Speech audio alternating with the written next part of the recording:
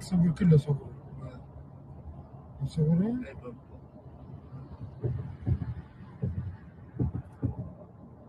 صور الفيديو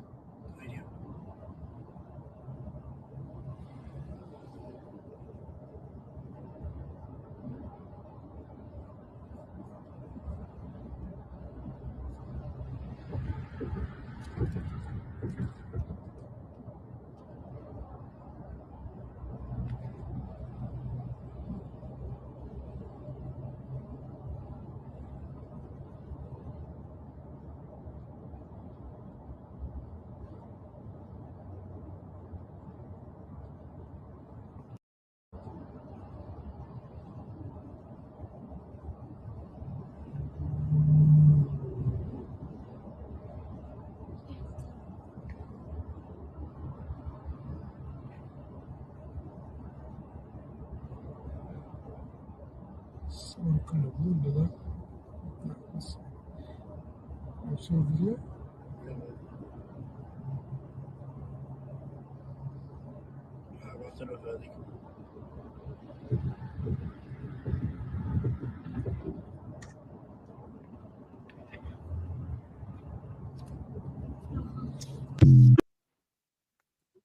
Welcome to the Jaybefaunt channel. I am your host, James Fauntleroy. So good to see all of you here on this beautiful Thursday afternoon. The Jaybefaunt channel is available on all major podcast platforms, so go ahead and subscribe to me there. Also part of Revolutionary Blackout Network, so you can find me there typically on Sundays, Tuesdays, and Thursdays. As you guys are all aware, if you guys have not already, you guys can also subscribe to my Substack at jaybefaunt.substack.com so that you are aware of whenever I go live, upload clips, or write articles. Thank you so very much. As per usual, whenever I do have a guest, I always say my salutations to the chat till the end. But for right now, we have Right Brain co-founder and director Kevin Ronca joining me once again. So good to see you here on the show. So good to see you, always. Mm-hmm. So as of recent, you made what I like to call a mashup video of all of the atrocities that have happened before October 7th that have been happening not just in Gaza, but also in the West Bank as well, throughout the whole of Palestine. And so in doing so, it really showed a lot of people the atrocities of what has been going on that the Palestinian people had to endure under Israeli illegal occupation.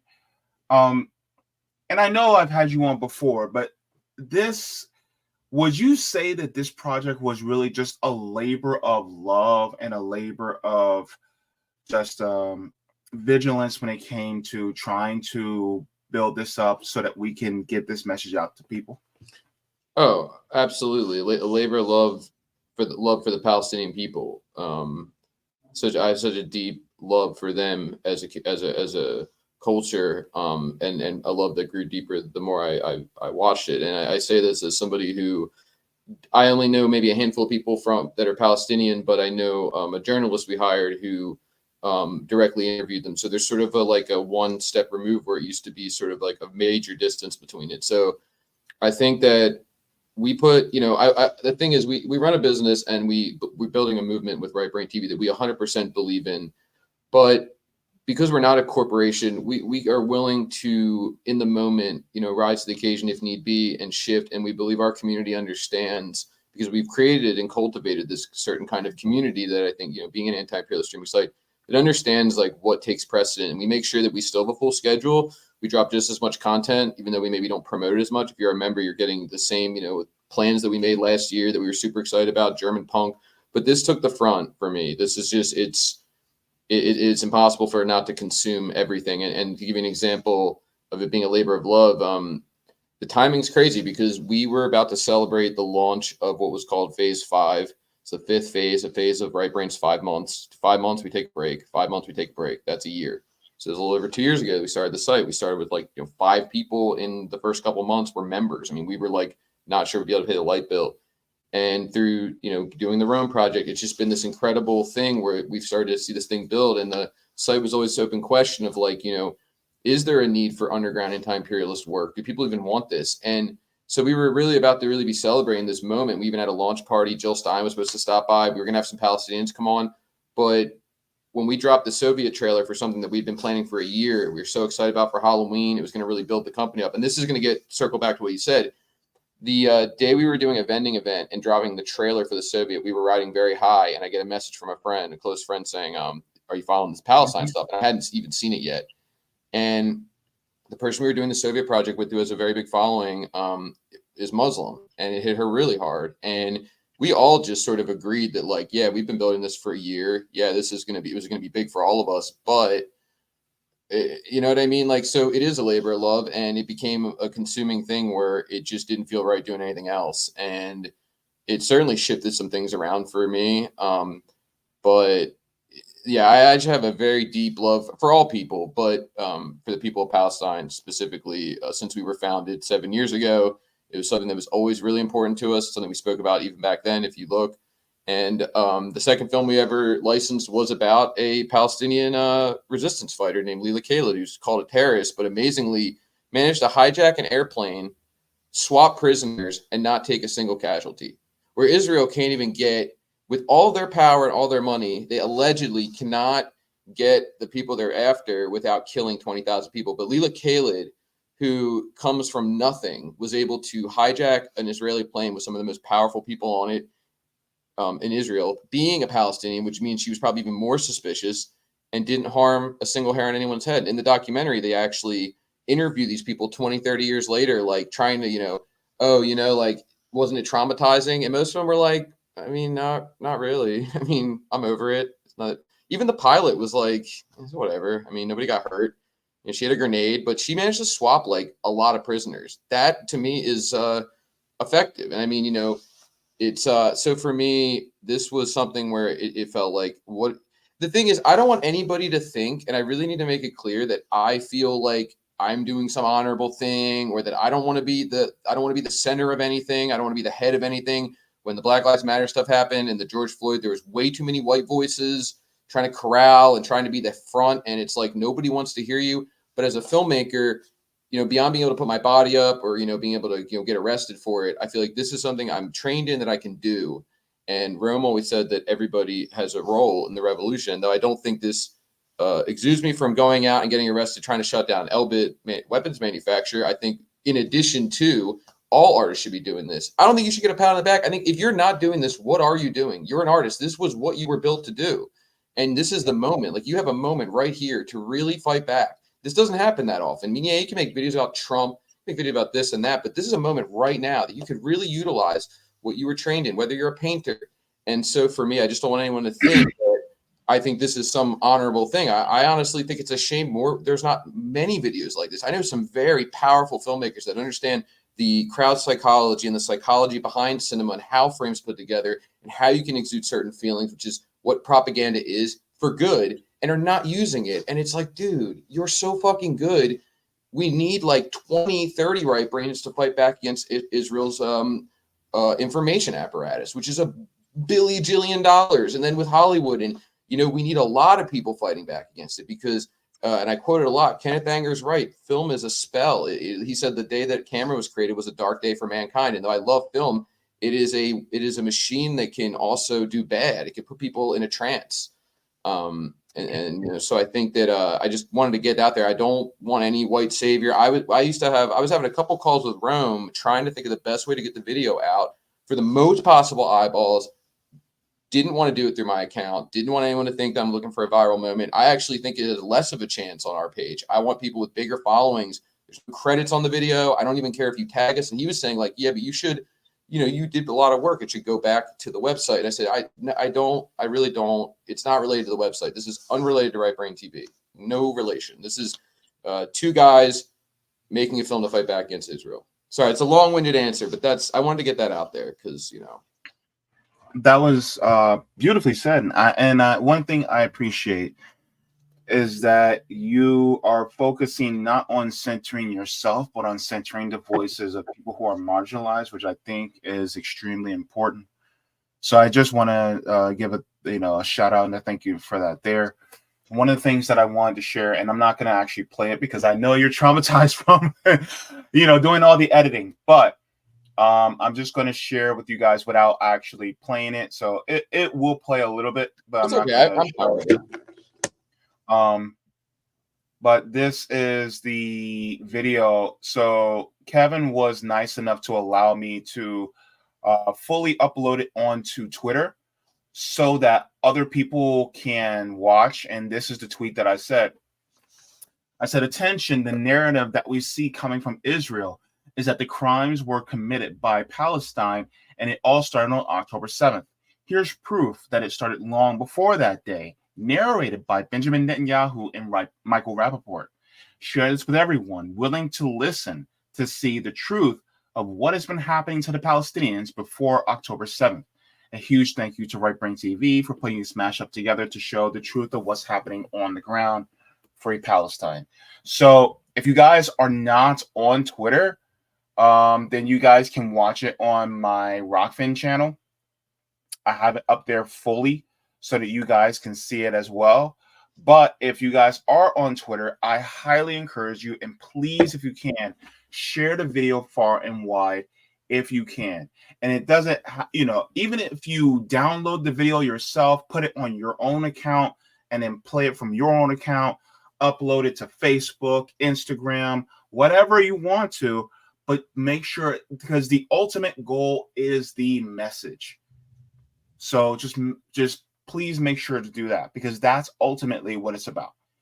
And so there's this narrative that goes on constantly that October 7th, October 7th, October 7th. And it's like, wait, what about October 6th, 5th, 4th, 3rd, 1st? What about September 30th? What about 2014? About the thousands of Palestinians that were murdered and massacred back in 2014?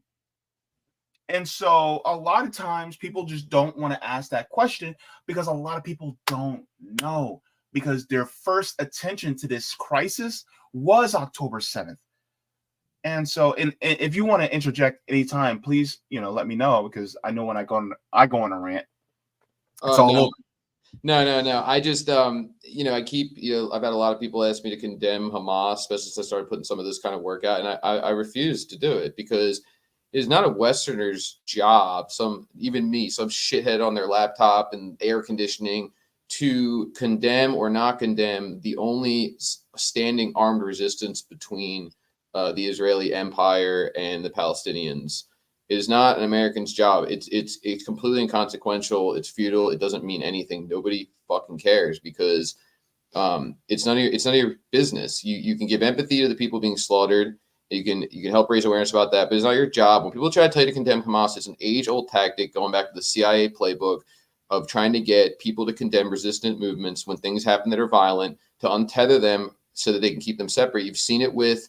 Now, the Hong Kong protests were bullshit. I'm somebody, obviously my wife's Chinese, but I'm not. I mean, you could call me biased, but I've done a lot of research, and it was a U.S.-backed. The Azov Battalion was there, but even then, it was backed by a Trump billionaire that was anti-Black Lives Matter. But even then, it was very key that they were trying to get them to disavow different people within that movement. And that's just an age-old trick, and don't do it. Don't do it, because what they want is they want to untether the Palestinians from Hamas, who is their only armed resistance. Now they're separated. Now they're just victims with nowhere to turn except to Israel. And I think it starts to shift the narrative away from what really happened, and it makes Hamas basically take the fall for 75 years of oppression. You don't even need to worry yourself, and I'm telling this to people who feel, but what they did. First off, we don't have a clear picture of what happened. It's becoming more and more apparent that people did die that day. What's not apparent is how many of them were IDF. Remember, Israel has one of the most advanced intelligence agencies beyond the CIA. Blackmail, going back to people possibly like Epstein. There's a good belief that Epstein was an asset. I don't want to say for 100%, but blackmail for sexual misdeeds. They're a very savvy, very dangerous intelligence apparatus. So it's really hard to tell who's a civilian and who's not. But I can tell you for one thing, what we know now, and there's a great video I'll send you if you haven't seen it, of a guy who kind of walks through it with a lot of information. I've not been following as much what happened on October 7th because there's so much happening since then. But what we know is Israel was so shocked. They did know it might happen, and then they may have let it happen. In the moment it did happen, there was a lot of surprise because Hamas immediately severed their communication center. That's the first thing they took. And they were very smart about it. They made it so Israel could not communicate with each other. You're talking about a massively surveillanced, very advanced group that can no longer communicate with each other. You've got these babies in the IDF that go in at 18. You've seen the videos of them. These are not, they have powerful weapons, but they're kids a lot. And so they were not able to communicate with each other. And the politicians panicked. You have Hamas, they know is loose now. They know that I think they know that if this hits major news, the Palestinian thing is going to be in the forefront, because they're going to be asking a lot of questions how this happened. They've got citizens who they've been telling this entire time they're making safer than when they're not. They knew that the House of Cards was toppling, and they also knew they had people loose that may kidnap people for prisoner exchange. And they started indiscriminately firing. I 100% believe it. They started shooting tanks in different directions because they couldn't talk to each other for at least several hours. Imagine you have no surveillance. You can't speak to one another. Barely, and you have a resistance group loose in your settlements. I never believed that Hamas went into a rave and killed 1,200 people. The story would be a lot more clear if it was 100% true. And if Israel was the victim, then they would just tell you the story straight. There'd be an investigative report. And what we've been getting is these little bits of cherry-picked information that change a lot as time goes on. That's not a good sign. If you look at the Holocaust, these are clear-cut things that are pretty cut and dry. Why won't Israel let any independent journalist look at any of the footage? Why do the numbers change so frequently? This is a grim thing to say, but there was a thing that struck me last year, 2 years ago. It was a mass shooting where a guy killed like 20 kindergartners or something, right? But what struck me in the news is he said it took like 25 minutes for this guy in a room with children to kill them all. Because surprisingly, even kids don't go down without a fight. This is not easy to kill that many people. To kill 1,200 people, with 9/11, it took a plane crashing into a building to kill that many people. It would take a lot longer than a few hours. This would not happen that quickly. And it's a massive undertaking for a group the size of Hamas to kill that many people, unless they're lobbing massive bombs with a machine gun. It's even a lot of clips, right? You're not hitting every time. So the story always made way more sense that it was a mix of both. But I think, in my belief, is that Hamas went to take political prisoners. Did they probably outsource to some more extreme groups because you need them? We do it too. Probably. And I often think of what my friend Callis said about the Warsaw uprisings. If you look at the Poles who escaped or who rose up against the Nazis, yeah, people got killed. If you're going to dance with the devil, you're going to be buried next to him. You know what I mean? Like, you're going to end up in the gravesite next to him. That's what a revolution is. If you think Mao and Che and these people that you have hanging on a poster on your wall got where they were by shaking hands and kissing babies, you're mistaken. So if you want to condemn Hamas, you can condemn Mao. I think that to circle back, that's the big trick they try to get. So I don't take any standpoint like that. And I think my idea was, if cinema is a weapon, I'm essentially arming whoever wants it. It's free. It's like an armory. What I call disinformation warfare, to fight back against Israel's information apparatus, and to dispense in any way you choose, to set that fire anywhere you think will be most effective. Show it to a friend, show it to a family member, put it on a blog group, wherever. Don't waste time crediting. I don't care. Just get it in front of people. Nobody fucking cares who made it. At the end of the day, people want to see it. When I watch a viral video that's informative, maybe later I look up who did it. I'm interested in the information. That is the key. Don't get hung up on anything else. Share it far and wide, everywhere humanly possible. Yeah, thank you so much. It's interesting that you mentioned some of the IDF because a lot of people don't realize is that military service in Israel is mandatory. So you're basically put under conscription to serve if you're an IDF. So once you turn the age of 18, you're serving in the IDF. And so you either have to or you face jail. And interestingly enough, that's what happened to a young man. Let me share this with you guys as well. People are literally cheering on this young man because they're cheering on him for going to jail. Going to jail. He's getting cheers. I'm surprised he only got 30 days. I'm surprised. Yeah.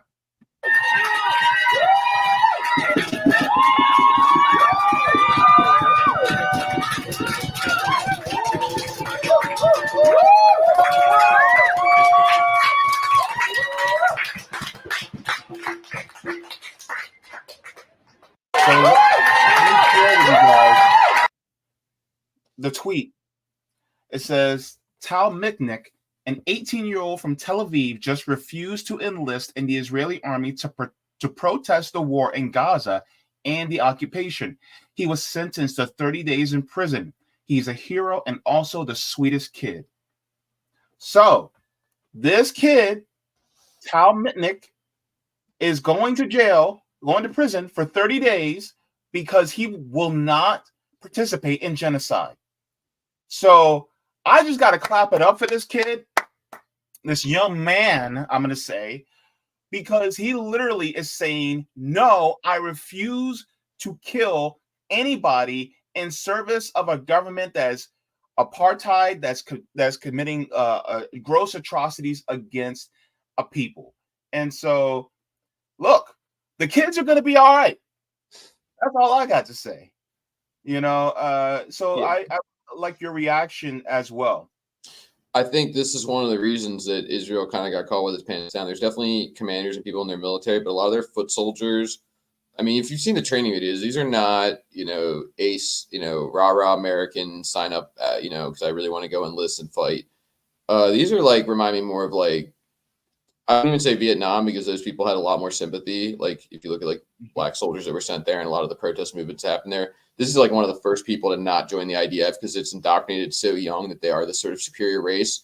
But it shows you why Hamas, I think, was able to carry it out. You look at the Vietnam. I mean, they were outgunned, outmatched, and Ho Chi Minh and those people were able to get them to a standstill because they believe in what they're fighting for. You have like mercenaries or force duty or whatever up against people fighting for an idea, and those people will always, I think, find a way and end up being a lot harder to wipe out than always conceivably thought, which is why I think we've gotten in so many Middle Eastern skirmishes. Like you're fighting an ideology, a philosophy against capitalism, against imperialism, which is not an ideology. And so I think in a way, this kid, I mean, their military, it was easy to be, I think, overtaken by people who are resistance fighters, who are fighting for their own freedom, fighting for life or death. It's not life or death for the IDF. It's the opposite. It's apartheid, it's occupation. It's like being in full control, and I think you put anybody in the corner against the wall, they're going to find a way if they really have that unbreakable spirit. And this kid, I think it's great with this kid. I think it's a shame he's one of the first, but in my experience, because we do not license films from Israel, it's actually illegal to be BDS, I think, in Pennsylvania, or at least, obviously heavily frowned upon, but we just don't do it. It's not like we get tons of Israeli videos, but there's a catalog we go to, and they had a few, and, even some of them looked like they were well made. There's some good films in Israel, but we won't do it. But I have a friend in Israel, two friends in Israel, one who made the movie Devil Drivers, which was really great because he leaked it behind his agent's back, which could have got him in a lot of trouble when this whole conflict started and said, I want you to play for free. He could have gotten career ruin for that. I mean, he had signed a contract saying, I will not. And he signed away the rights to it, actually. So he didn't even own it anymore. And he had like a European manager or agent who was like really shrewd and didn't even want us to play it, period, and actually forced him to market it as not really somewhere in the middle when he's, I think, Palestinian or he's Muslim, I think. And but so I think that the thing about Israel is it's hard to sympathize in some ways. Anytime people are murdered is bad. But the thing is, if you look at some of the statistics, I was talking to a guy yesterday, he was trashing me, of course, on Twitter, which I don't give a shit, but he was saying, like, did you see the 75% of Palestinians that support Hamas? It's like, did you see the 56% of Israelis that did a study? It was a few years ago, and it was, 56% of Israelis, teen to adult, believe Arabs shouldn't be allowed to be their boss, shouldn't be allowed to live. They prefer not be in the same apartment building as them, be in the same school as them, be allowed to vote, and have the same rights as them. 56.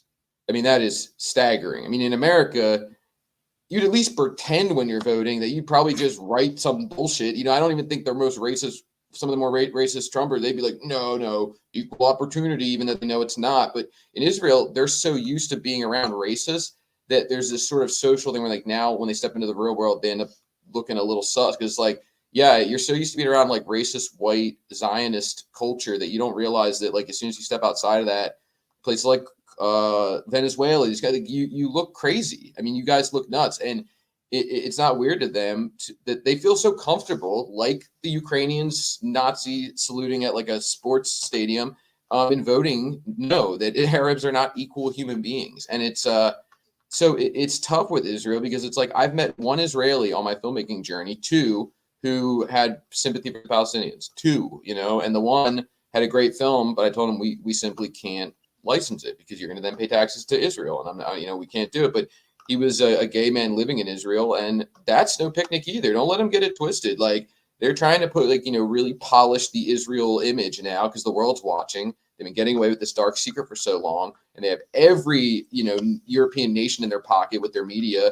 But now that the secret's out, they're trying to say, you know, LGBT marriage laws in Israel are nuts. Like you can kidnap your daughter essentially if she goes off and marries a Muslim. You can legally go to her house and restrain her and take her out of that environment. They're not even supposed to be married legally. You need a sanctioned rabbi through the state. If you're an Ethiopian who moves to Israel, you're like they thought they were the lowest on the food chain, the Zionist founders.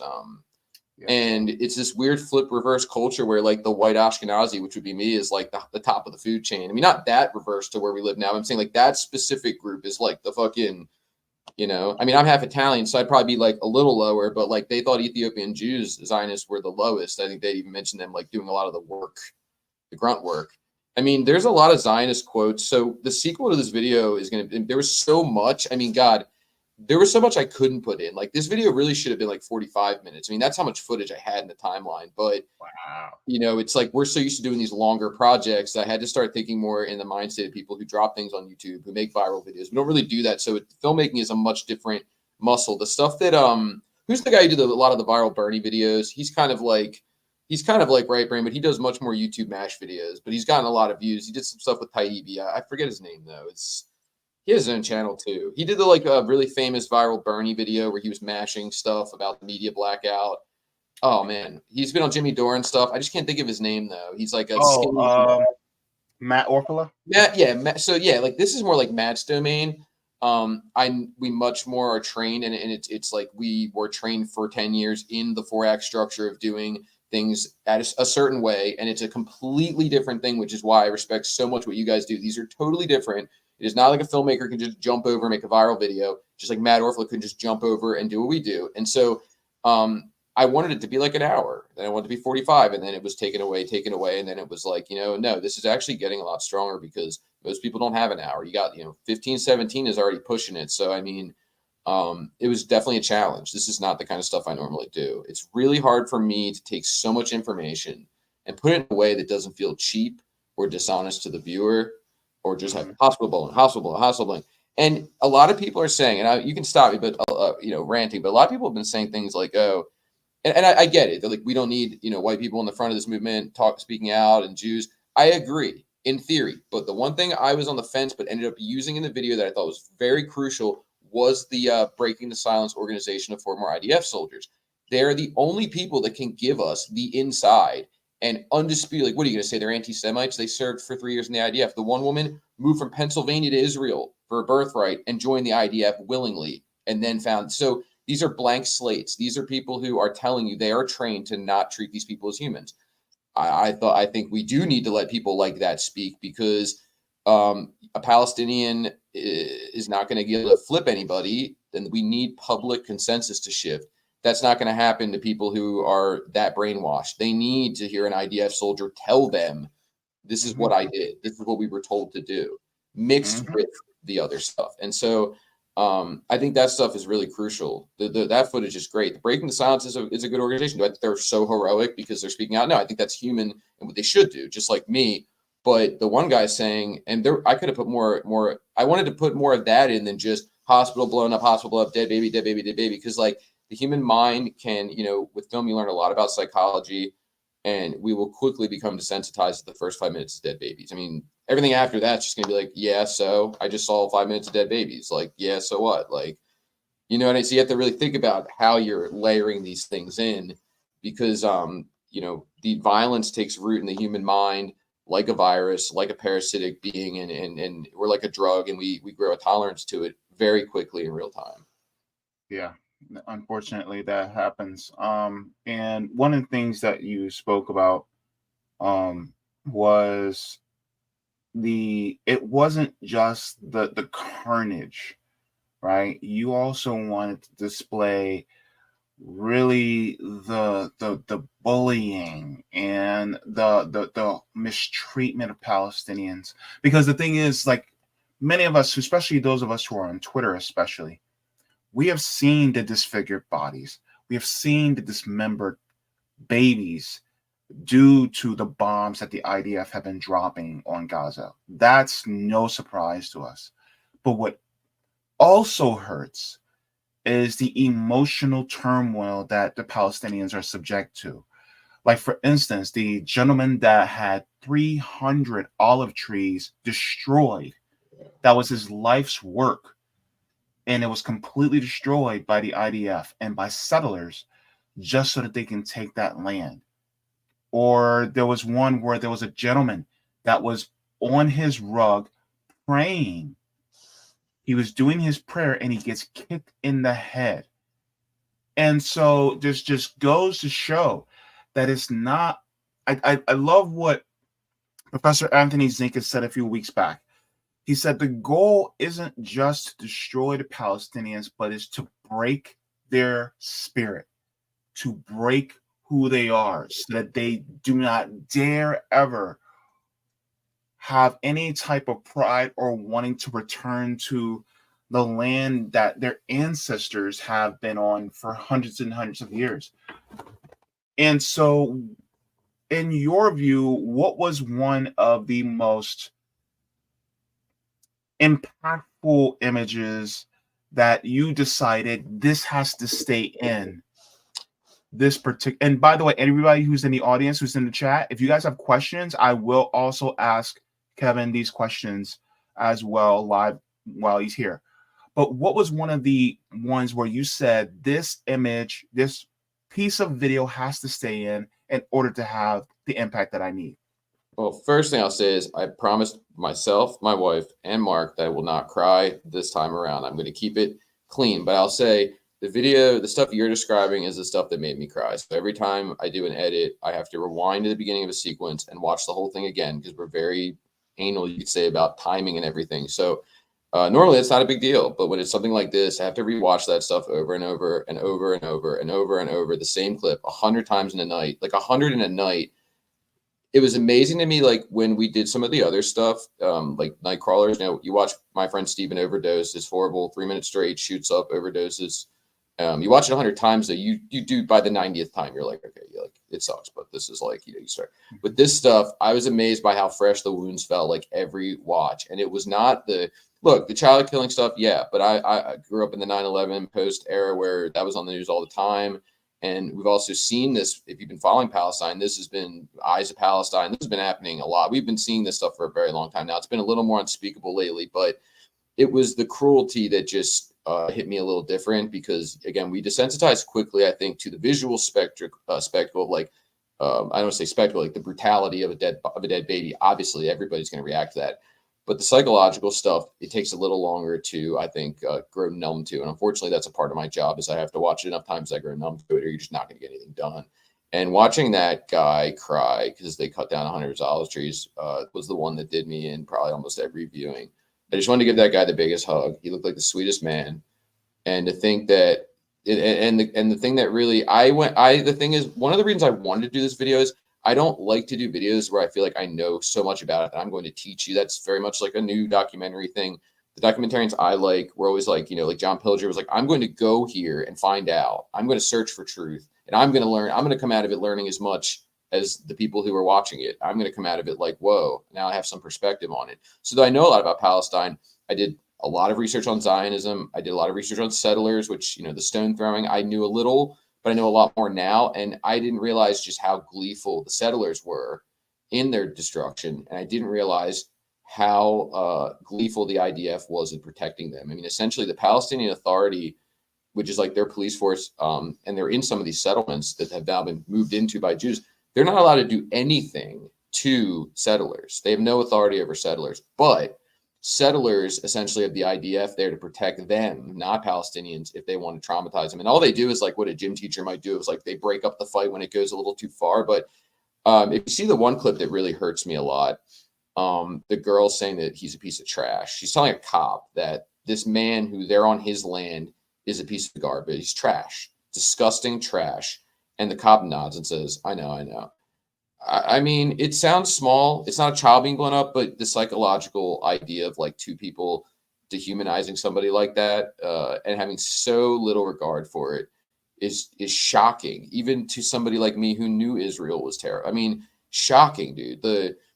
And the thing that bothers me too is these guys, like, they look so not tough either. They are like, they have basically the teacher next to them and are just picking fights with people, and they know that they could just hide behind the teacher and get away with it. You like, they tote these huge machine guns. You're the guy with pigtails who does not look tough. He's got a big old machine gun and he's just pushing people around, and less than 1% of settlers, I didn't realize it was that low. They almost never go to jail. And even in the video, I didn't end up putting it in because it was too long, but there's a follow-up on the child who gets lit on fire.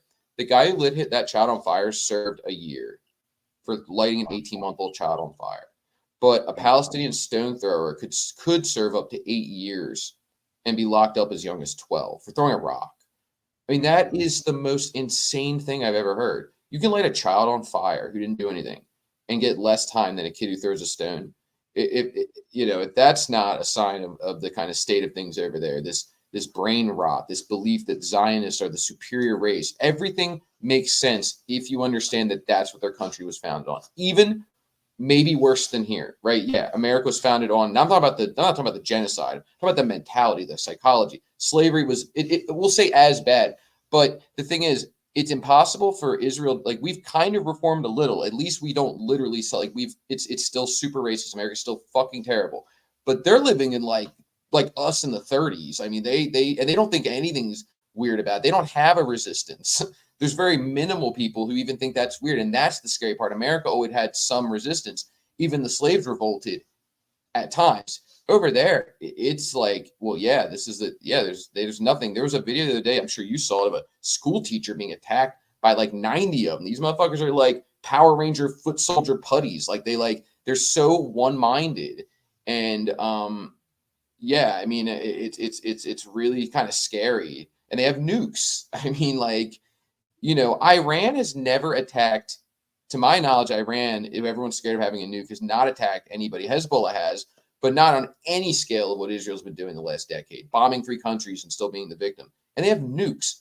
But Iran is the one everyone's worried about. Look at Israel. They have nukes, and they are one of the most ruthless regimes in the world. When I tell people that, because they're so civilized looking and developed, they don't believe it. They are one of the most ruthless regimes of the last several hundred years, I think. I mean, North Korea has a nuke, and North Korea don't mess with nobody. They don't. I'm just saying. saying. The last time they invaded anyone ever, They don't invade people. So it's kind of interesting that you mentioned this. And when it comes to the brutality of what the IDF does, what Israel has been doing, this reminds me of a particular lecture.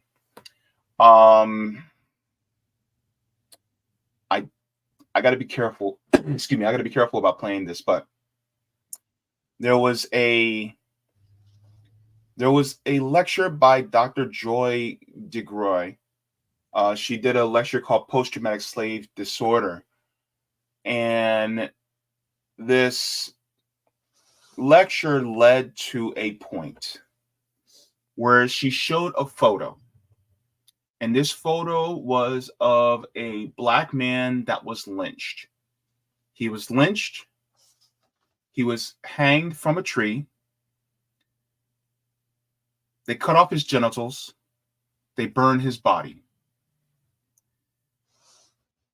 And white people in the area gathered for a picnic, smiled in the photo, grimacing, from the youngest little children to the oldest of women and men, smiling for the photo. And then afterwards, they get pieces of the body as a souvenir. A nose, finger, toe, ear, and they place it on the mantle. What's going on? This is what happens when you dehumanize a population of people. My ancestors went through it. Indigenous people in this country went through it. It happened to many different people within African nations. My ancestors too, the Jews, Mhm. yeah, I mean, obviously more contemporary even. I mean, it's still happening in America with minorities, the dehumanizing, absolutely. So I mean, it's not like it stopped, I think we definitely still see it. Yeah. And so when you see people calling a group of people the children of the darkness, or they start dehumanizing them and calling them different names of animals or insects, that should give you pause. Wow. And when you continuously look past it and say, but Hamas, you're literally making an excuse for the extermination of a people due to the actions of a few, which is also called collective punishment, which is illegal according to international law. Collective punishment would also be, here's a good example of collective punishment. 9/11 is an example of collective punishment because you had some Saudis, we gotta be clear about it. Some Saudis decided to hijack a plane, ram it into a building because they wanted to punish the people who have done things to their country, namely the people who are in Washington, whether they're in Pentagon or the White House, but they harmed people who had nothing to do with it. That being said, that's what you call collective punishment. So it's the same thing that Israel is doing to the Palestinian people. And when people look at you and go, but Hamas, I'm like, okay, so if I have cancer, if I have a tumor in my body, are you going to kill me just to get rid of the tumor? Does that make sense? It makes perfect sense to me. I feel like when this whole thing blew up, I think one of the things Israel was panicking about was that they knew people knew about Palestine a little bit, but only heard their side of the story. I think there was a little bit of a fear that this is about to go supersonic every media cycle, and these motherfuckers are going to dig. Not we don't got everybody paid off, and that it's going to get out that how this happened. And I think that was certainly a panic, and I think that's why they cooked up so many whopper stories from the beginning. It's like if you were beating a kid up every single day, taking his lunch money, and then one day, the 100th day, the 1,000th day, he gave you the whooping of your life. The story getting out that you've been beating a kid up for thousands of days straight is going to be immediately, well, yeah, I mean, that's what happens. And Israel needs that support. They're the Europe, white Europe countries, like big ally in the Middle East, and they needed their credibility to stay intact. So they need their side of the story to be out there. And I think that's why we saw such a hurry of like baby cut. They were really like, we need a whopper. I'm sure they were in a boardroom like, we need a fucking whopper to like make up for all 75 years of apartheid and occupation. Like once they find out the level of what we're doing here, even though we think it's fine, we're going to need a whopper because I'm not sure everyone's going to be cool with this. And you can literally feel through your computer screen like the dust of the Zionist script and playbook. Like they haven't upgraded that shit since like pre-internet days because they're so used to like 80% of the country supporting them because it was like, going back to pre-internet, post-World War II, they've always had the sympathy. They've always had their narrative out there. And you could like feel the dust because like you get into an argument with the Zionists, which I try not to, and it just doesn't last very long before they're just like going in circles and going back to try to get you to condemn Hamas. They'll be like, yeah, but 1,700 innocent people, like Dr. Phil, he'll say nothing can excuse no matter what happened to the Palestinians, 1,700 people getting killed. And you're like, so then you agree that nothing, no matter what happened on that day, could excuse the killing of 20,000 people. And it's just like what? No, it's like, so you're saying it is essentially like you're saying that there's nothing, you're condemning Israel basically, because you're saying that no matter what happened on that day, nothing justifies killing civilians. Mm-hmm. But it only works their way, and that is the Zionist mind state. That is the rock. Yeah. They're so entitled. They so believe that they are above and more equal, and it's reflected. And when I was arguing with that guy saying, he's like, well, 75% of Palestinians support Hamas, and I said, well, 56% of Israelis think this. He goes, oh yeah, where'd you read that? I said, Tel Aviv University. They weren't even hiding that shit because they're so used to being superior. And there's when you hang around a lot of racist friends and you're racist, and you were to go to Watts or something, you're going to say some things that probably you shouldn't, because you're just so used to being around people like that, I think. And Israel's culture is so rotten at the root that, like, we can already see it when we engage with these people online. They have lost the plot. So, because they are just being told at a young age by their government, you know, mostly white, that you guys are superior. You know, these people are not humans. They're going to grow up to be terrorists. And it's embedded that, like, yeah, when a person who's that brainwashed steps into the world with people who are not, it is like, it's almost scary, some of the stuff they write. I mean, some of the stuff that Michael Rappaport says, I mean, he should be arrested. I mean, I believe in freedom of speech, but if anything, he's inciting terrorism.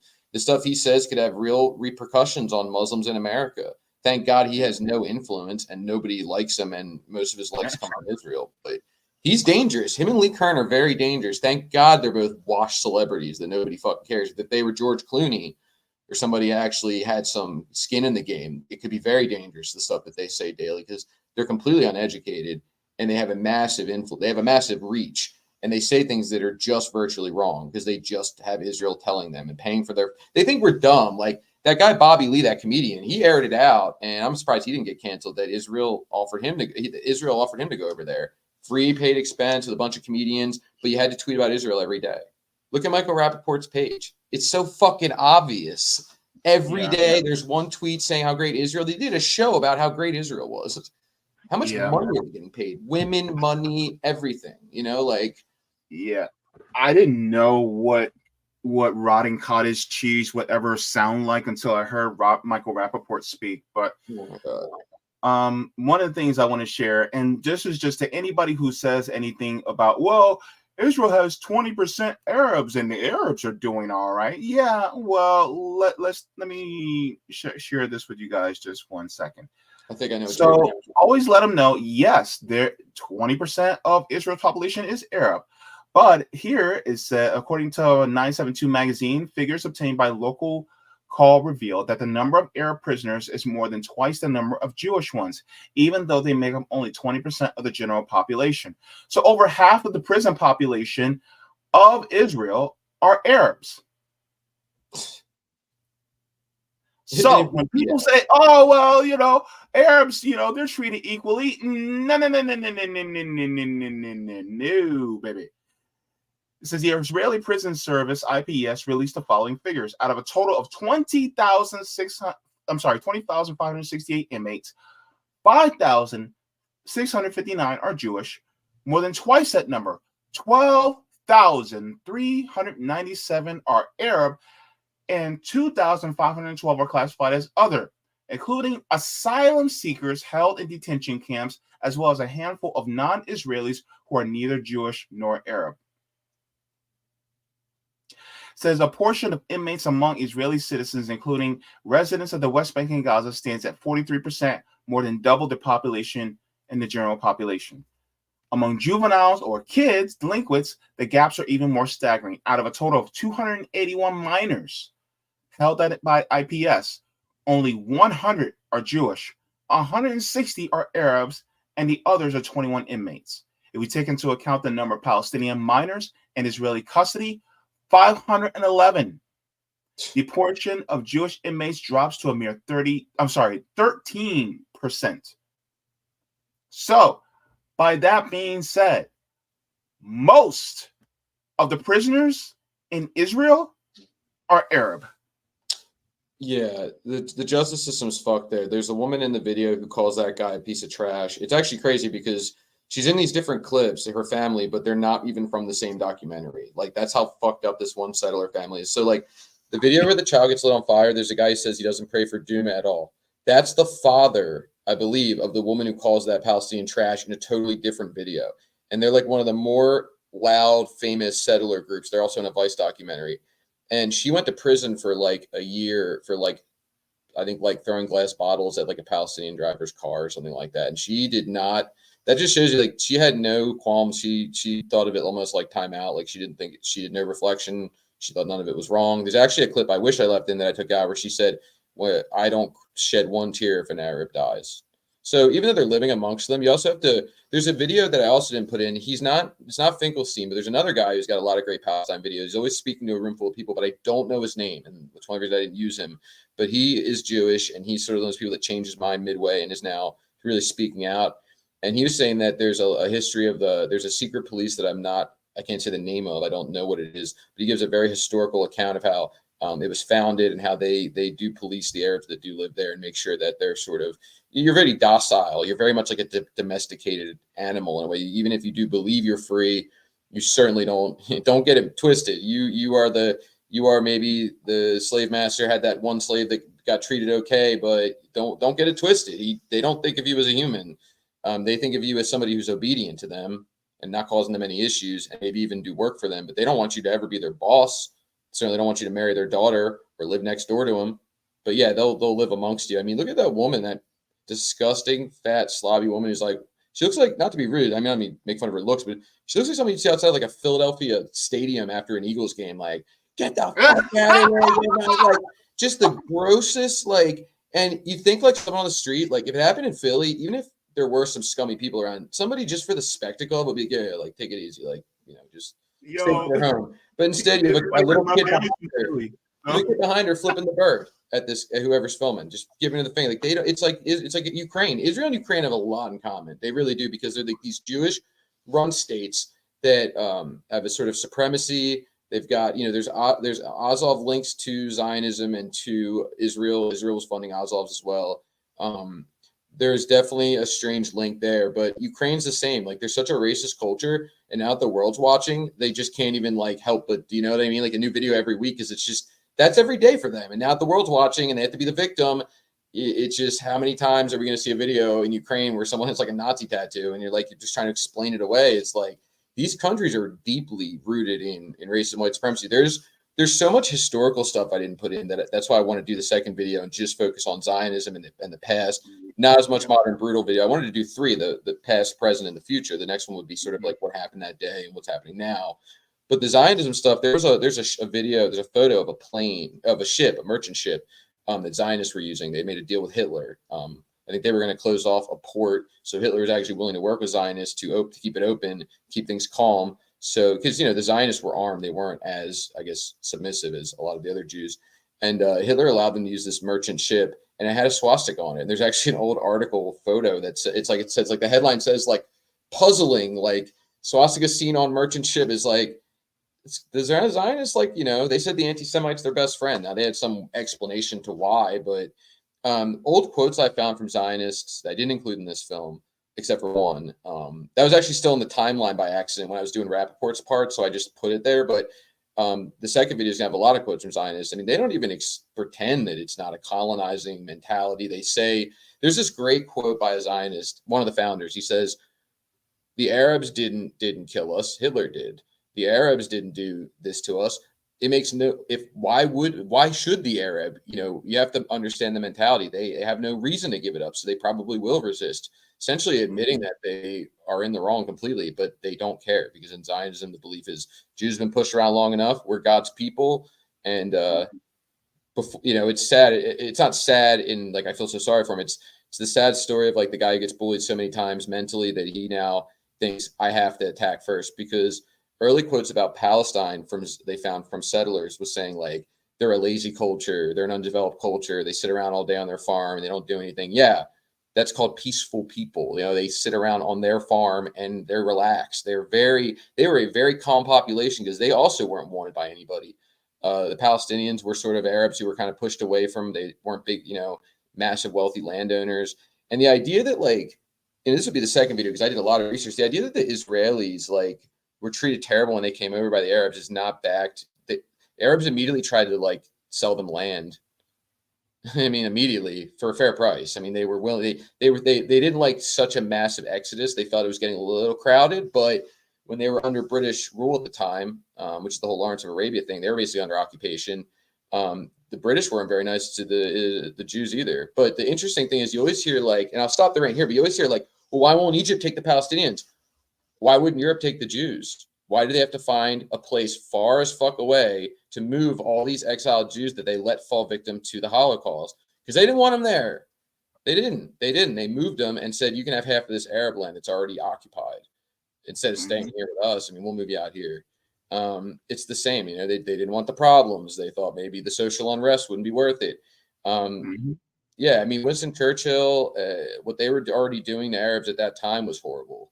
And Israel saw the Israelis saw a moment of weakness. They saw the Palestinians were not that organized. They were not like very militant at the time. Mhm. And they basically built colonies overnight and basically ambushed them. I think that, the founders of Zionism are sick. I mean, the stuff they say is sick. Some of the earliest Zionist founders, one of the ones who actually I think helped found Tel Aviv, or one of the major capitals, is also a scientist. You can read about him. He believed in eugenics. He was one of the early race theory people that believed that Arabs' brains were smaller, heads were smaller. It very much was pushing those kinds of theories you see in museums now that you kind of say like, wow, that's ridiculous. How stupid. He's an early respected founder of Zionism. He's a medicine guy. Herschel, the Herschel, whatever the one guy's name is. I mean, Jordan, whatever. I mean, you can find quotes from any of these people that are like just unapologetic. I mean, even the first prime minister of Israel, there's a quote I was going to put in, I took out, that was like talking about, we need to get rid of the Arabs and we are the pure race. We are the pure race. Ungarian, I think is his name. Mm-hmm. The pure race. I mean, it's very Nazi language, it's very. Well, yeah. So it's just, as far as, the way things go, it's, history may not repeat, but it damn sure rhymes. And so, that's one of the reasons why I think it's important that artistic expression is important when it comes to pushing forward for us to be better. That's one of the reasons why I was so adamant about helping you out with this, because I think it's absolutely necessary, because I have a big mouth, right? I'm just a big mouth guy with a channel, right? And so I think that it is necessary for me to use whatever I can in order to push that. And I've seen too much carnage to not help. One body is too many, and I've seen hundreds just online. And so I think this is why I feel like it's my duty to do that. And so I just want to say thank you for allowing me to be able to be a vessel to help push this out. But if you guys have not, then please make sure to not only watch it, but also share it widely as possible too, because ultimately what has to happen is that there is an information war going on and the truth needs to win. That's ultimately what has to happen. And so if you guys have any questions or anything like that for Kevin, just please make sure to put it in the chat so I can ask. But I just want to give another thank you to you for, risking your mental health, for the sake of helping out the Palestinians to get the true narrative out there about what's really going on the ground. I feel like when you take my glass off, I have like these hollow, sunken eyes. But the thing is, a friend of mine asked me the other day, she's like, what do you like? I mean, just tell the truth. Like, do you like enjoy or get some satisfaction or get off on this stuff, maybe even subconsciously? And I said, no, not at all. It's the opposite. This was like literally, you could ask my wife and mom, they were trying to tell me maybe you should let Mark do it. It's taking it's clearly affecting you. And it's really the most I've never been. I mean, like the Rome thing, yeah, it's sad to look at that stuff. It's horrible. But you think of the greater good. And like I said, when me and Rome made the movie, we had a blast. If you were to turn the cameras off, you would be like, what? Like, we're having fun. I mean, Rome lives it every day. He's not sitting here crying about it. And we know how to be professional. And we really enjoyed our time, because if you're enjoying your time together and you're bonding, the work's going to be good. Instead of feeling you're shooting some subject, we became friends. And it was much easier to get Rome to walk next to me and talk to me. And I know how to do it where I know that certain things I say to Rome will spark a new dialogue, and I just have my camera guys. I mean, I don't want to get too much into our methods, but I have the cameraman just following us, and I'm, just having a talk with him and keeping myself out of the frame. It looks like Rome's talking while he walks. But this was an entirely different thing. This was like I had to force myself. I'd find like 20 different reasons not to do it. And then at 2 a.m, I'd be like, you were supposed to start this at 8. You've now done like 3 months worth of right brain work and you got to fucking do it, man. Like, and I was telling my friend, it's not, I don't get any satisfaction in that sense.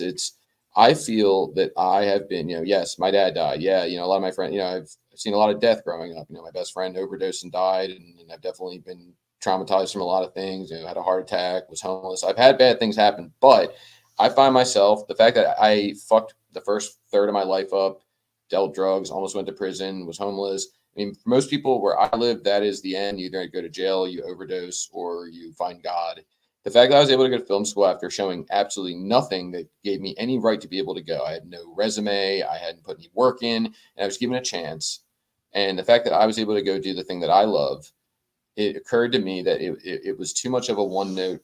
There was no dialectic thing happening there. It was like, oh, Kevin gets sent to school. His dad pays for it. And he gets to go around and make Hollywood movies after doing nothing for society for the first 30 years of his life, except doing drugs and being a selfish consumer and ignoring the horrors of the world. And I felt like when I woke up, it was like this giant boulder I'm going to carry around the rest of my life that I'm completely okay with, where I'm going to dedicate the rest of my life on this earth. Yes, I get to do what I like, which is already more than most people. I should have been dead by 26 when I had that heart attack, and I've been given this new lease on life. So this is going to be the thing that I carry around with me the rest of my life. I'm going to use this role and this opportunity I've been given to only make work about this stuff. It's almost like I was given, not in a bad way, like a curse. It's like, this is going to be my life, and I'm okay with it. I resigned to it, and I think the more work I do like this, I don't grow numb as a human. I still have empathy, but you have to be able to separate. You have to be able to mentally block out where it's not going to get done. When I was in Detroit, you have to go into it. I can put myself in a place mentally. It's almost a state of meditation or a state of hypnosis where I can just say, you're here to do this. We can worry about the other stuff later. We talked to a therapist in 20 years, but there's just no time. This needs to be done now. And I think that because I have the ability to do that, because I seem to be desensitized enough to be able to handle it and don't have a shrink, I think that pile the trauma on, because there's a greater good happening here. And I think that it's a small price to pay. The mental health of one white American who's been given everything to absorb the pain of people who have been given nothing, millions of people.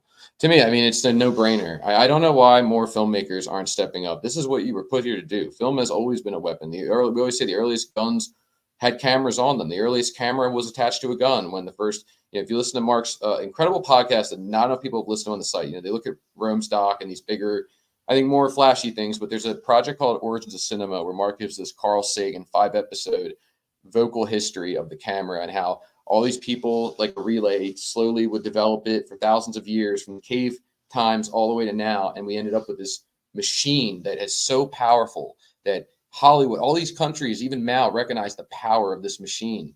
But the amount of people it took, the amount of people that died to get it there, the war journalists, the Arabian mathematicians who were locked in cells. I mean, and notice the light coming through their cell window onto the wall to realize how pinhole projection works.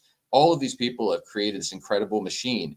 And if you know how to use this machine and you don't know how to use a gun, this is your weapon of resistance. And everybody who knows how to cut 2 frames together should be doing it. If you're not going to go to Elbit, like my friend Kala, free Kala Walsh and all the people who went to Cambridge and the Palestine, all my, some of those people are my friends. If you're not going to do that, if you're not going to put your body on the line, if you don't have a clean criminal record, and you're not willing to go to jail for this shit, you sure as hell better at least be making these videos if you're an artist. Or painting, or doing graffiti, or doing music. If you are still making these self-grandizing, searching for your own identity stuff, I mean, you're already lost. You've already lost the plot.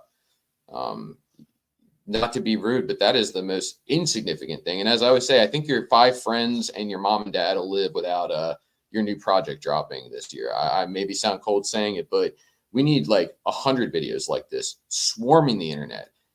Israel is such a powerful information warfare apparatus hooked to their intelligence community. They have brainwashed an entire race of people that I don't believe anyone's inherently born evil.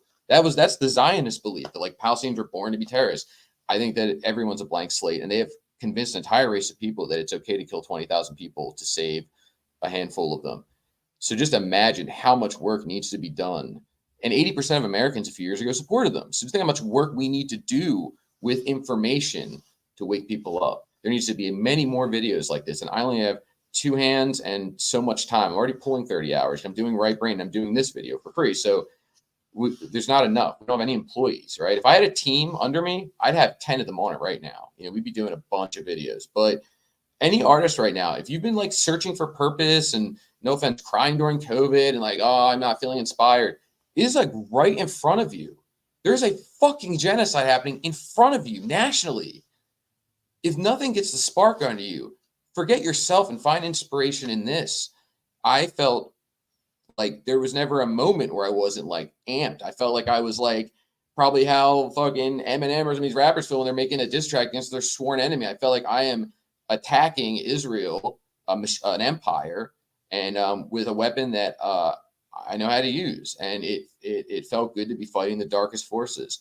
At least, you know, put that in your mind that you are fighting against this massive evil empire. And be okay with being a foot soldier. Like, I'm okay with being a foot soldier. I don't want to be the front of it. I'm not the leader of any movement. I'm not the voice of the anti-Zionist Jews or anything like that. I just, I consider myself a soldier. I'm being led by the real leaders of the Palestinian resistance movement. I'm on lowest on the level. I'm just making information videos. I'm the putty, you know what I mean? But we need 100 of them, thousands of them. I mean, I know some filmmakers better than me, man. They understand the psychology. Like, I knew if I cut Netanyahu with the stuff he was doing psychologically, I knew how those frames would go together before I even cut them. It's not a visual thing. It's how it's going to mentally affect people in every frame we do. We've learned how and when's too much, and understanding what, you know, even in pro wrestling, they call crowd psychology. I know filmmakers understand stuff even better than me that I look up to. And I wish to God, Steven, for instance, from Right Brain would get sober and get his camcorder out there. Where back in the day, Steven probably would have went to Gaza. He was crazy like that. I mean, he probably would have. I mean, if he could. He would, just to film it. I mean, so, you know, just to capture it. So I think that, like, we really need artists to step the fuck up, especially Jewish artists. This is your time, okay? Like, the anti-Semite things don't stick on us as well. The self-hating Jew thing, it's just kind of silly. Nobody really buys it, you know? It's like all they have. Oh, well, how come this Jewish guy's calling it out? Oh, well, he hates himself. It's all a deflection. We need Jewish artists, Jewish speakers, not to be the front of it, but to take the brunt of it, be the shield. You know what I mean? Like, I'll take any criticism. I'd be willing. Like I always say, I want all the smoke. Any Zionist, Canary Mission who watches people and posts them publicly so they get shamed and lose their job. Go ahead. There's nothing you can take away from us. We don't have jobs. We are blacklisted from our industry.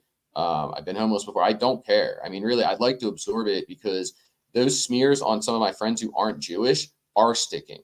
Oh, those people who shut down Elbit, they just hate Jewish people. Look, there are a couple Irish white people and they hate Jewish people. I mean, it's bullshit, but it sticks. Americans are very emotional. And Israel, not to go on a long rant, Israel understands how emotional Americans are. That's why they had the baby killing thing ready. That's why Netanyahu at the end of the video is in that room on a hidden camera saying, Americans are not hard to trick. They're emotional creatures to the point of it to crutch. Like, they haven't seen enough or experienced enough. And so therefore you say baby, you say rape, you got them, dude. We need to be doing the same thing back, but with truth. I mean, them telling us about these things that they've yet to show any proof of. We're actually showing the video of a guy being held down and an IDF soldier kicking him in the face in Jerusalem. Like, there is nothing that guy could have done, because my mom was like, are you afraid people will say, well, maybe that's just a convenient clip? There's nothing that can justify doing that to somebody. I don't care if he, had live rounds and a gun and was heading towards Jerusalem. Once you have them on the ground, you do not football style punt their face anywhere. Like, those were the clips I wanted to use, where it's like, I don't care what happened before the camera came on. There's no reason 12 people should be manhandling a child. Yeah. And, there's parts in the video where it shows how they're treating children literally in Gaza, the IDF. And so this is why I think it is so important for videos like this to go out. And, just thank you for the work that you've done in regards to this video and getting the word out. And I just want to tell you how much, is appreciated. And, keep up the great work. And I have shared the link to Right Brain a few times in the chat. So if anybody who would like to also subscribe to Right Brain Studios, please make sure to do so. Kevin and Mark do great work, especially when it comes to anti-imperialist work. And they also curate very well-made cinema in their streaming platform. So thank you so very much. I just wanted to thank you. I appreciate it. If you've been donating money to Palestine so you don't have money, or you've been giving to any of the mutual aid, send us a DM, show us proof that you did it, and we will gladly give you a membership. I mean, if your money's going to something like that, we are happy to let you watch our stuff. I mean, it's not a big deal to us. Now, I don't know. Do I have to get off soon? Is there a moment to plug anything, or is it, how long do I have? Yeah, please go ahead. Let people know where to find you and your final words too. Man, nobody has any questions, huh? That's all right. So tonight we're doing a screening for a movie called Rebel Dykes. We haven't had a lot of time to promote it because of the Palestine stuff, and I feel like it is more important. But these female filmmakers, they made a great film, and it's a shame I can't promote it as much as I'd like to. But if you live in Philadelphia or you're just sitting at home tonight, for $5, you buy a ticket on the website. You click Right Brain Theater, you click on the poster. It'll send you to the membership section. Buy a ticket. It's a virtual screening, and or in Philly, it's $5. It's a movie called Rebel Dykes. One of the crucial parts of the 80s punk movement that fought back against racist and homophobic and capitalist. What's her name? What's the woman's name from the UK from the 80s? And she's like Reagan. I just can't think of her name now. Thatcher. Yeah, like the punk was a really big, crucial fight back against Thatcher era England, which was a conservative, terrible time to be alive. Yeah. And what a lot of people don't know that have been erased from the history books of rock and roll is how much the queer community was a part of that. In the style, in the dress, in the mentality, they were already fighting for their rights. A lot of them predate a lot of the LGBT activists in the UK. Like a lot of those punk, what they call the Rebel Dykes, came first. These bold, powerful, queer punks, and this film is them telling their history. It's a great film. It's $5 to watch it, and 25% of it's going to the Brave Space Alliance, which I believe is based in Atlanta. So that's one thing I wanted to plug. It's tonight with doors open at 8. We do you can come into the theater. It's just a screen, and then there'll be like a countdown till the movie with trailers and things. Like you're at a real theater, you can grab a joint, and so if anybody is interested, it's $5 a ticket. And the other thing is, if you didn't know, we recently opened up a shop. It hasn't been a month yet, but at the end of the month, we're going to be donating, like Goodwill does, 1% of the shop to 25% to Palestine. We're doing Doctors Without Borders. I think each month we're going to change the organization. Before we were doing a NERA, but it's not, we don't really like merch shops. It's meant to capture the love of thrifting. We love thrifting. There used to be a time where you could get like stuff for cheap, and the prices look funky, but you gotta think it's free shipping. But you never know what, we're pulling stuff from our personal collection to sell it to raise money for projects and for Palestine. And we have some treasures. I mean, there's the records in there. There's an original James Baldwin 78 hardcover for $10. It's going for $40 on eBay. $10. We're talking about some of his earliest work. We've got records by Odetta and John Lennon. We just had the Dirty Word. It's sold. It's gone now, but it was like $10.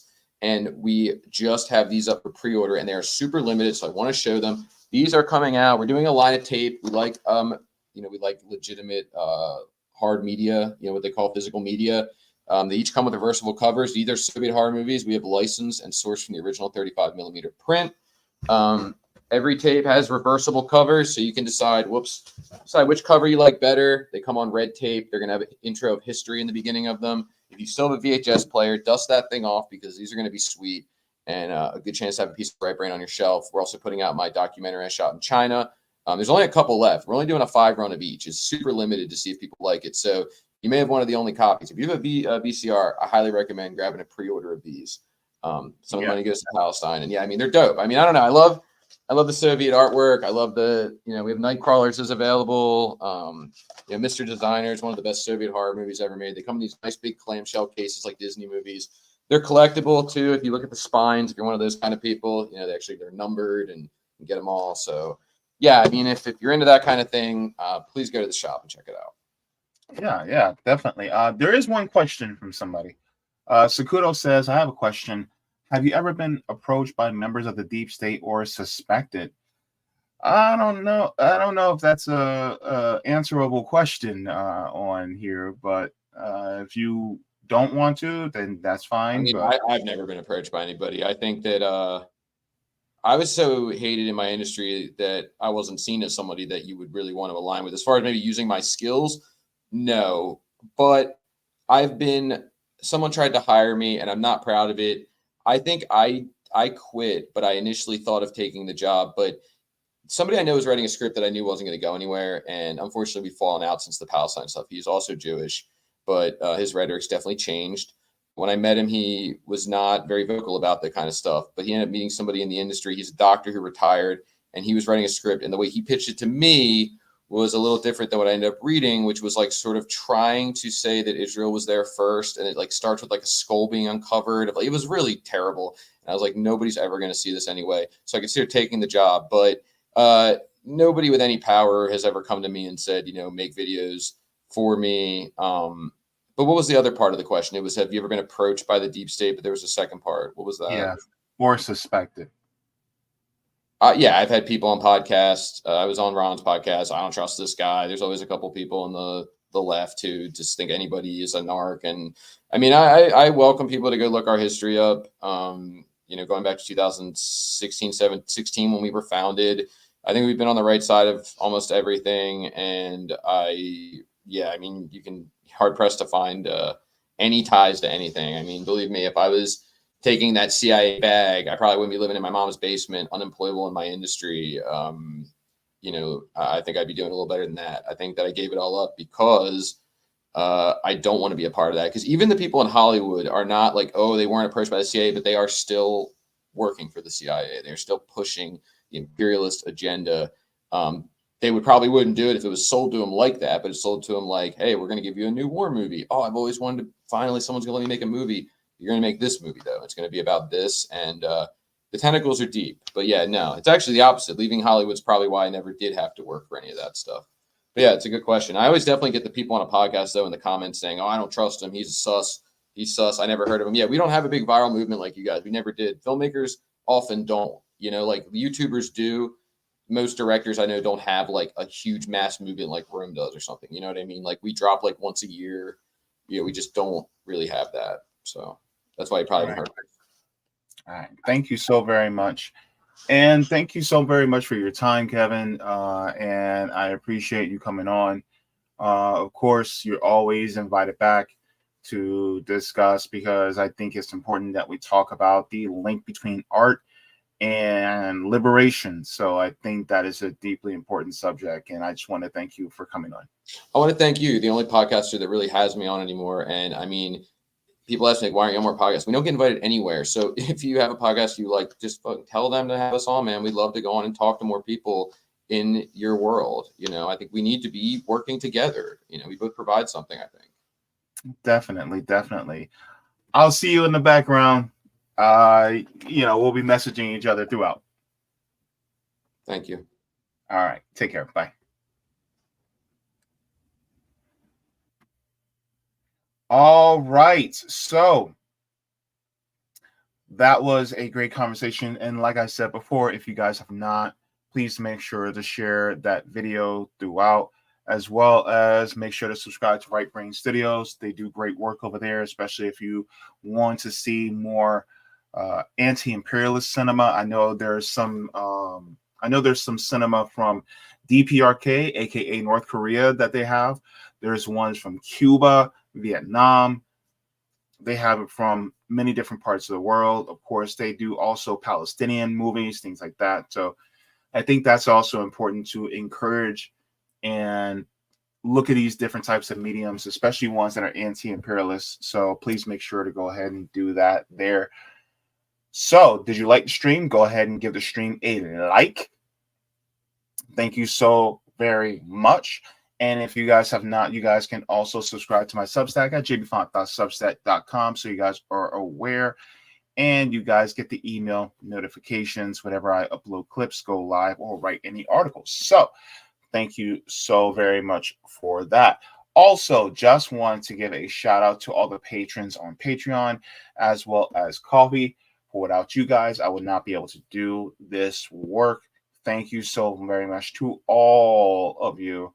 And yes, just to let you guys know, I am demonetized, so if you guys would like to contribute to the channel, you guys can go to either Patreon or PayPal to donate if you guys would like to help me out and keep this channel going, because without you guys, I would not be able to do that.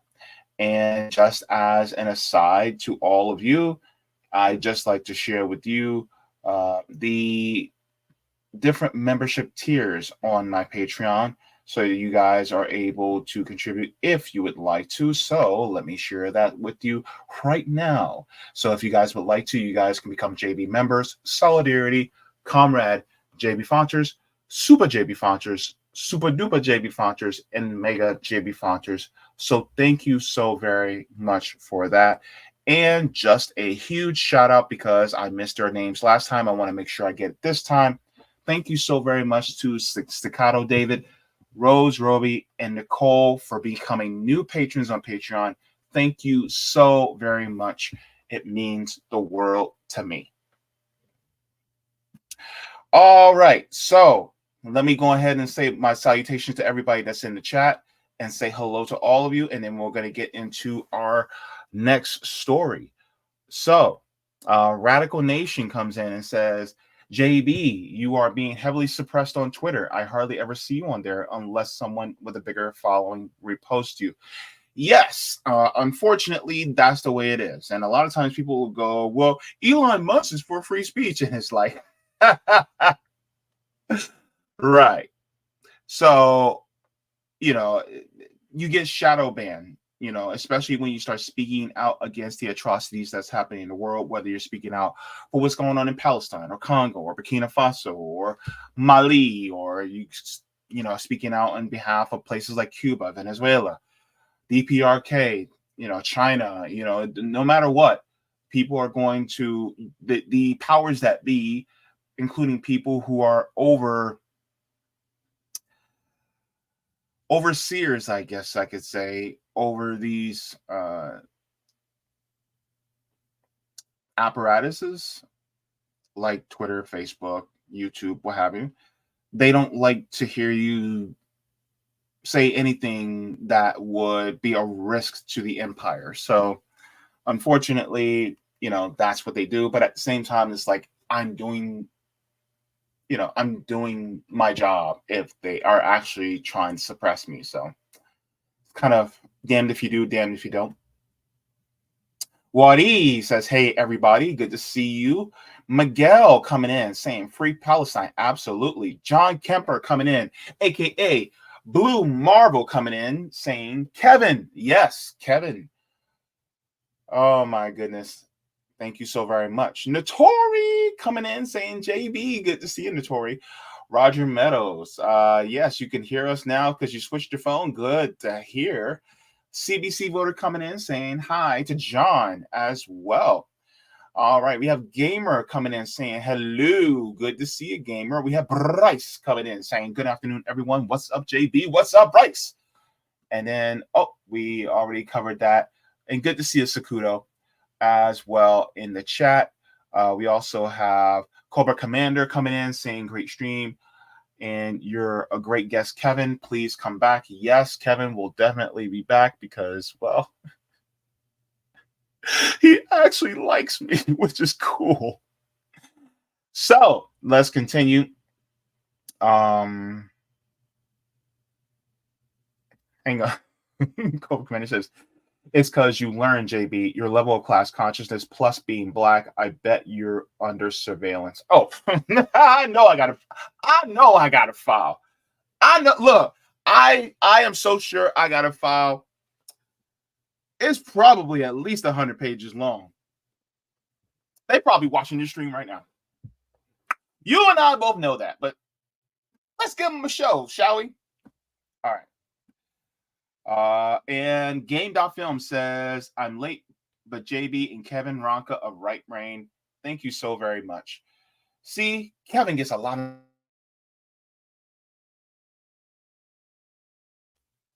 By the way, has anybody ever noticed how Kevin looks a little bit like John Lennon? Just saying. All you need is love.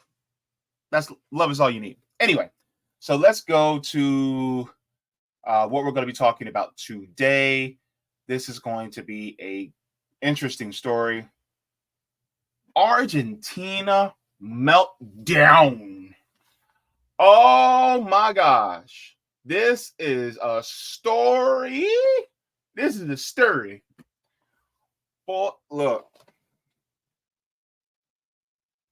This dude is wild. This dude is crazy. I had to do a crash course on who this guy is. He's a libertarian monster.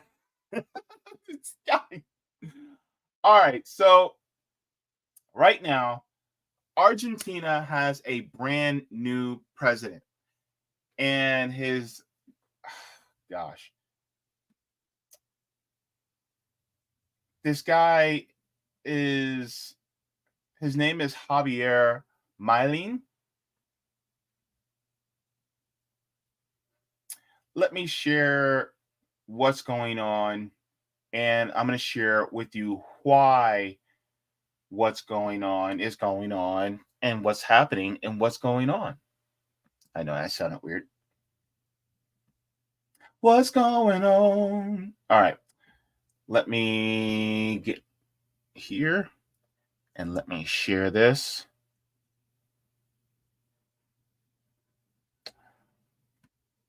So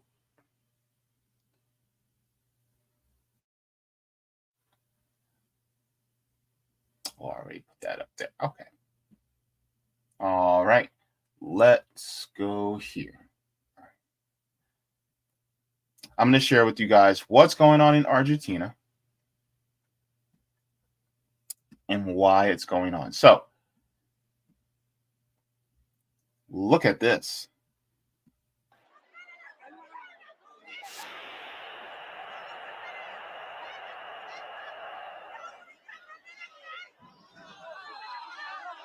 It says, as newly elected president Javier Milei rolls out his dramatic economic plan, protesters in Buenos Aires took to the streets on Wednesday.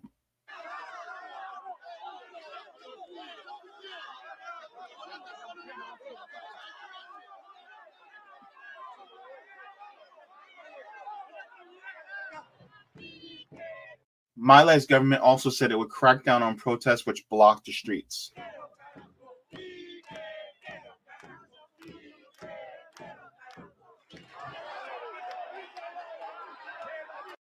The Wednesday protests were the first test for Milei of how his administration would deal with unrest.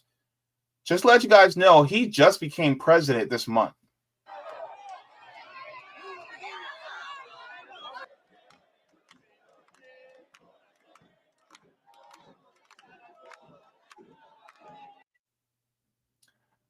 So that's what's going on in Argentina. Now, why is this going on in Argentina? So one of the things I'm going to share with you guys is we're going to share this tweet by journalist Ben Norton. Ben Norton is pretty known for being on the ground, especially on covering politics in Latin America. So I just want to share this from Benjamin Norton. He says, Argentina, like Pinochet's Chile, shows how actually existing libertarianism is just fascism. It says far-right President Javier Milei is ramming through an omnibus law that will give him authoritarian extraordinary powers for 4 years without legislative checks on his power. Protesting will be a crime. Striking workers will be in prison. Milei is privatizing everything while allowing foreign corporations to mine Argentina's natural resources like lithium.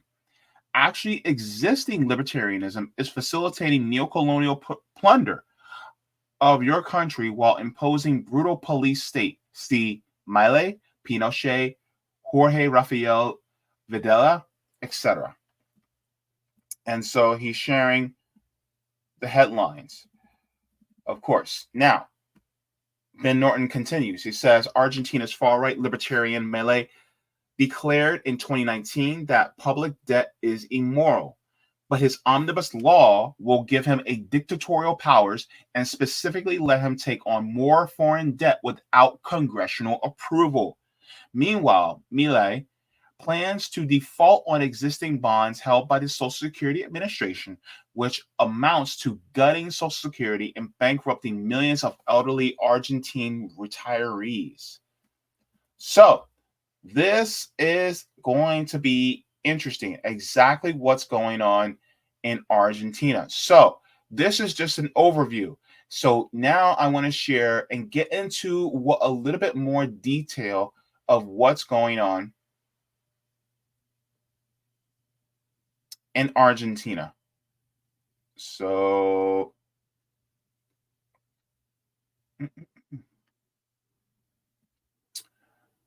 let's go here.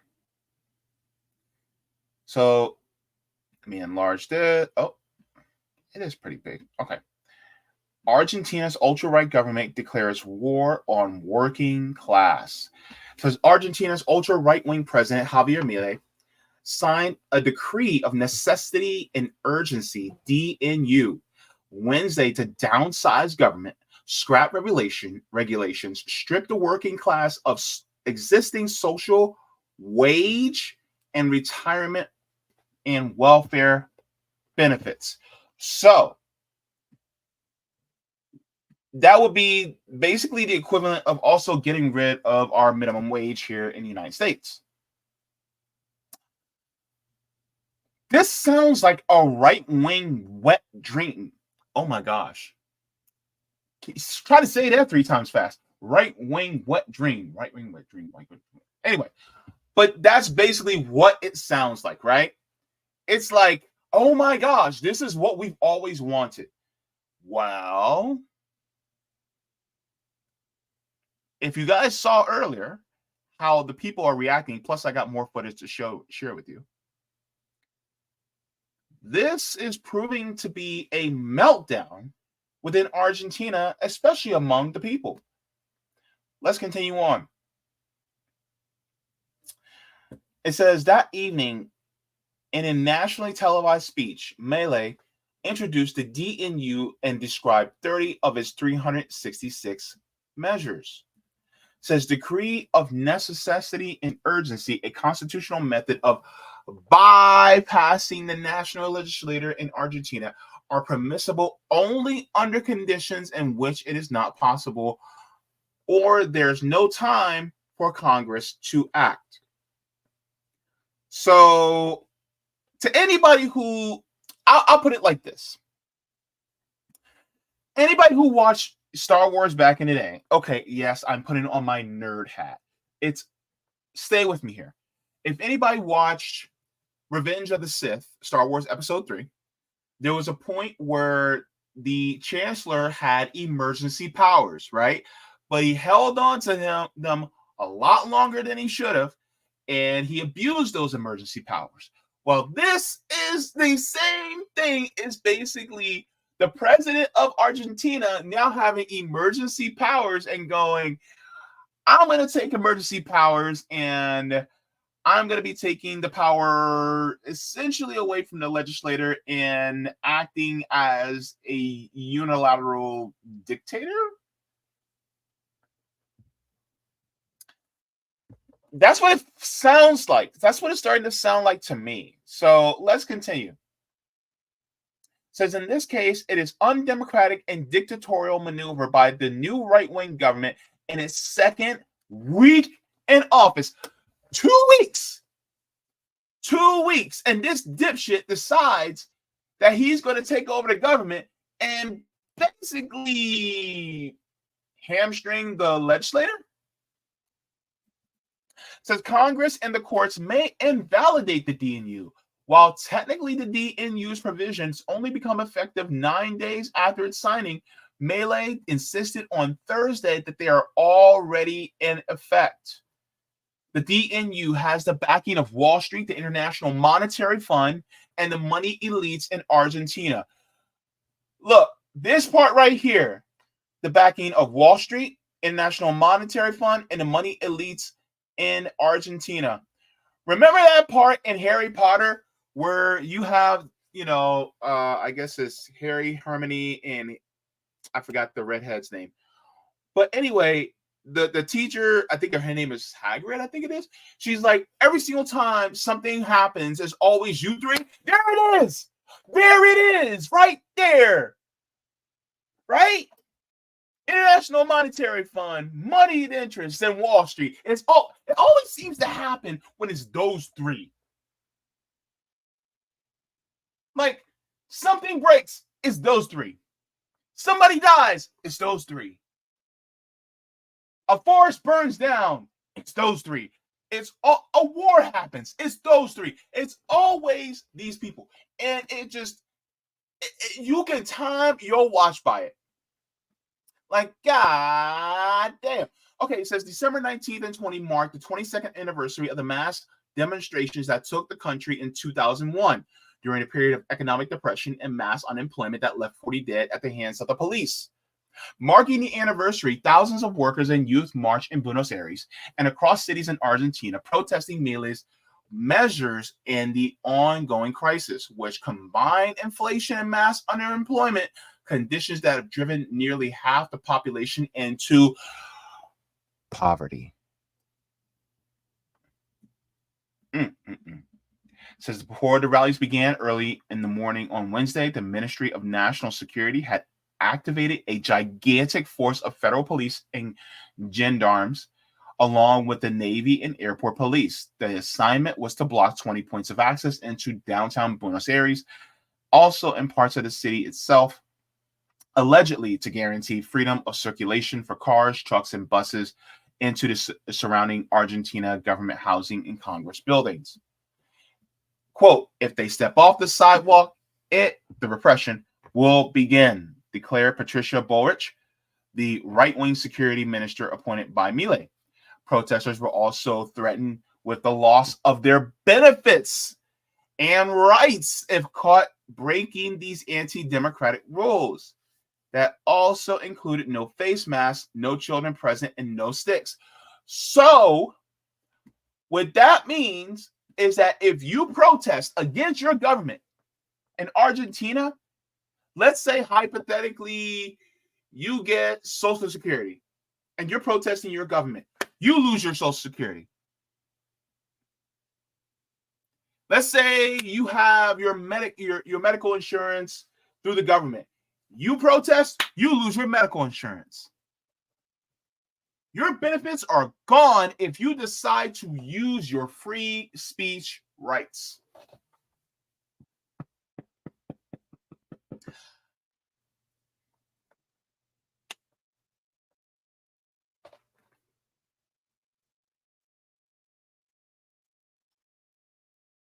Man, I thought Bolsonaro was bad. Woo! This guy is horrid.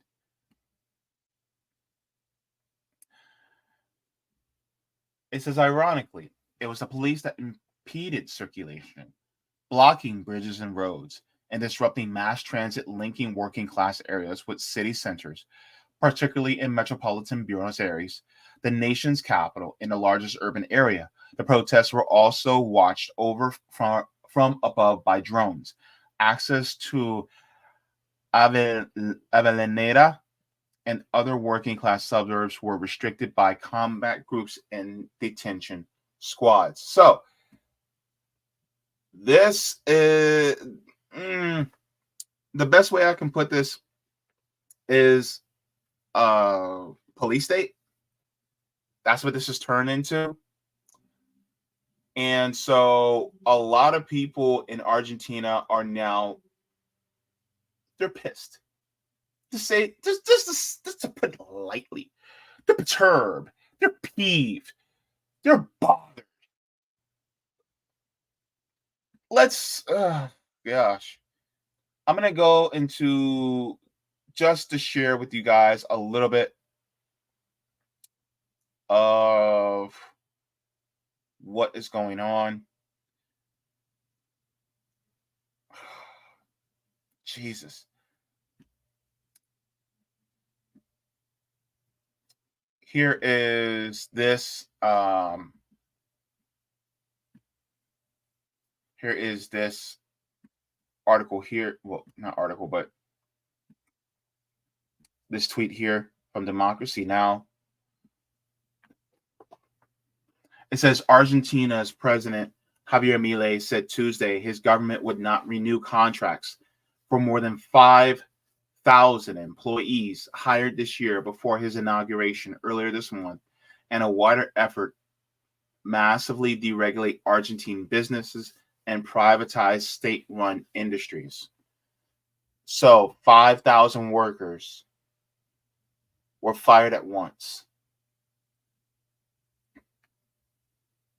because he decided no more government contracts.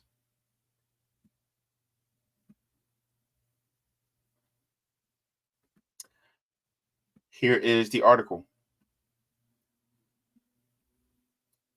It says the administration of Argentina's new president, Javier Milei, said on Tuesday that his government won't renew contracts for more than 5,000 employees hired this year before he took office. The move was part of a sweeping plan of cutbacks and devaluations announced by the right-wing libertarian since he took office on December 10th to transform Argentina's struggling economy. The contracts for other government employees who were hired prior to 2023 will be reviewed. The 2023 cutoff is apparently meant to target the practice of outgoing presidents padding their payrolls of their final year, with inflation expected to reach about 200% by the end of the year. Milei has pledged to reduce government regulations and payrolls and allow the privatization of state-run industries as a way to boost exports and investment. The cutbacks have already drawn protests, but Milei has vowed to forge ahead. Now, if anybody knows anything regarding the way the capitalist system works, is once you start to privatize a lot of these industries, what do? Well, these people, especially the heads of the corporations, the CEOs, have a fiduciary responsibility to their shareholders and to the people at the top. That being said, if you think that they aren't going to trim the fat now, they're going to definitely do it, especially once they get full control of these former now government institutions. And so guess what's going to happen? The prices are going to go up. The people who are over these government institutions are going to start firing workers if they haven't started already. And then you're going to have, they kind of already have a monopoly already. So if they can just keep the competition from forming or keep it limited to one or two other companies, they have it on lock. And so they have the market cornered.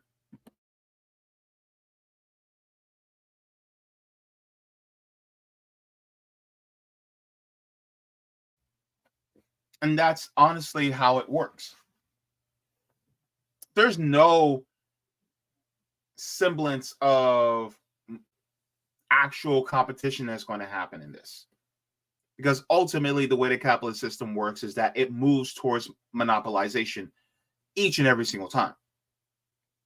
Because it has to grow and grow and grow, and it has to absorb all the rest of the companies that it's near, that it's in competition with, and it's to absorb all the customers that it does not have from the other competition. And also, in order to be able to grow, it also has to make cuts, either cuts to safety regulations, cuts to benefits for employees, cuts to employees in order for it to grow and expand so that it can make more money for the shareholders and for the people at the top, which they have a fiduciary responsibility to provide for.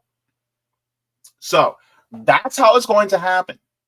Mark my words, because that's how it happens in the United States.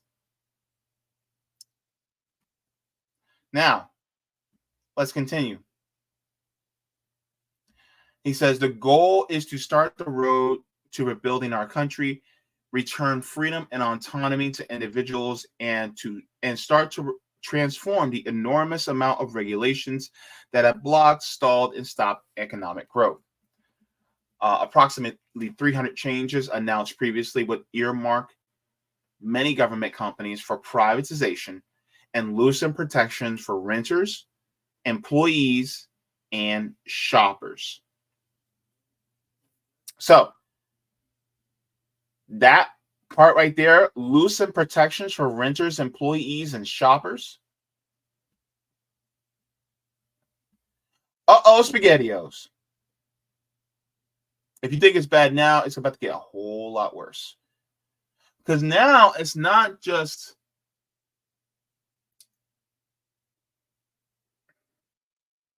you're now opening the door for more greed to set in. Because ultimately, it's not going to be, oh, we're opening the door for competition. Because they don't want competition. That's not how the capitalist system works. It has to take out the competition in order to be the person on top. And it doesn't even want to be the person on top. It just wants to be the only. So these steps include a 50% devaluation of the Argentine peso, cuts to energy and transportation subsidies, and the closure of some government ministries.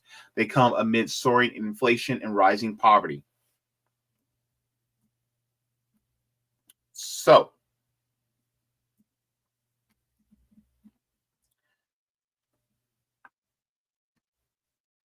that happened. Now, let's take a look at the blowback.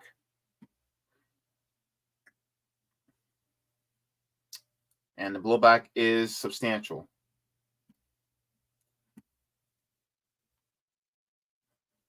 So this happened just a few hours ago.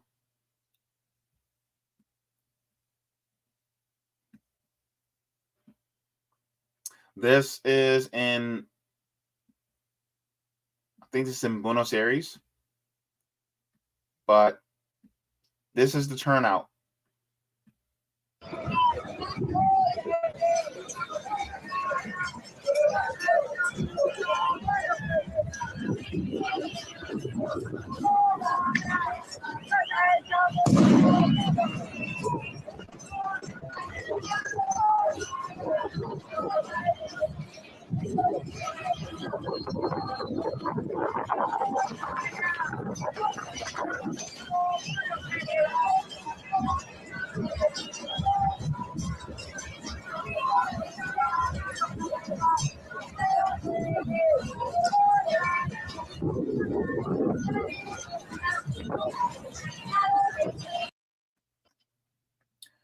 Baby, when I tell you the Argentinians say, hell no, to the no. They're out there in full force. They said, oh, no, you are not cutting my stuff. You're not going to cut my benefits like that. And so now they're out in full force. You expect the police to arrest every single one of them?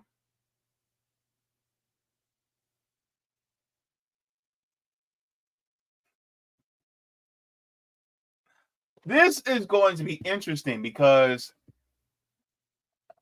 let me ask you guys this. Do you think that Javier Milei, do you think he is going to be ousted as president before he even reaches 6 months in? What do you guys think? Because this guy is already a disaster. He's only 2 weeks in.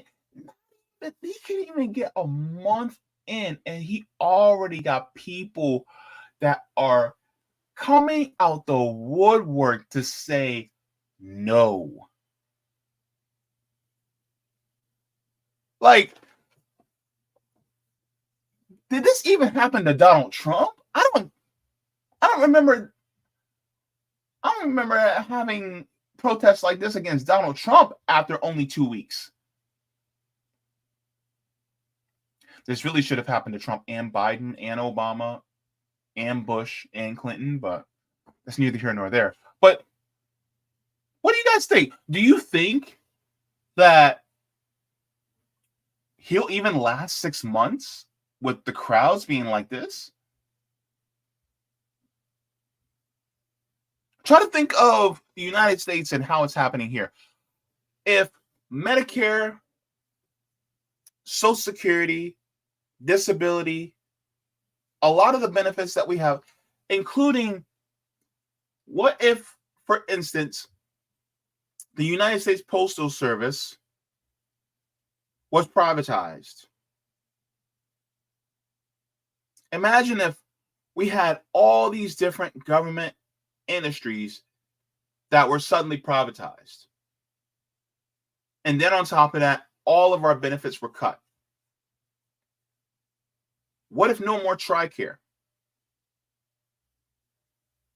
for the veterans? Like, what if all these were cut? How many people would actually be out in the street right now?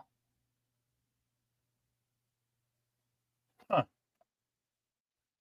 It's quite interesting to think about.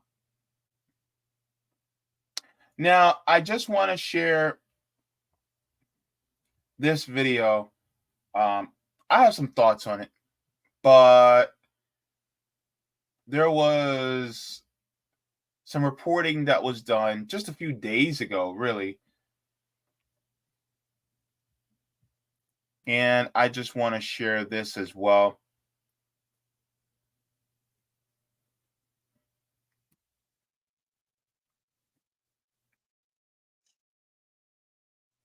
So let me share my screen. This dude is bad.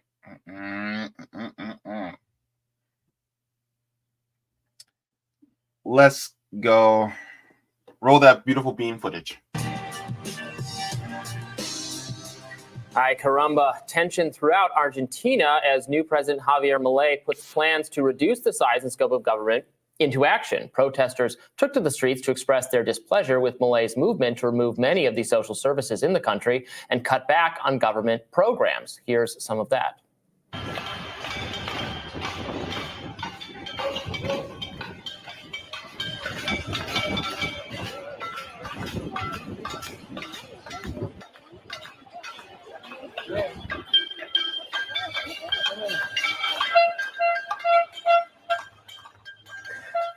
Milei was swept into office on promises to reduce government bloat and tamp down on Argentina's astronomical 100. What in the hell is this guy? What? Who said this guy can become president? Look at the face.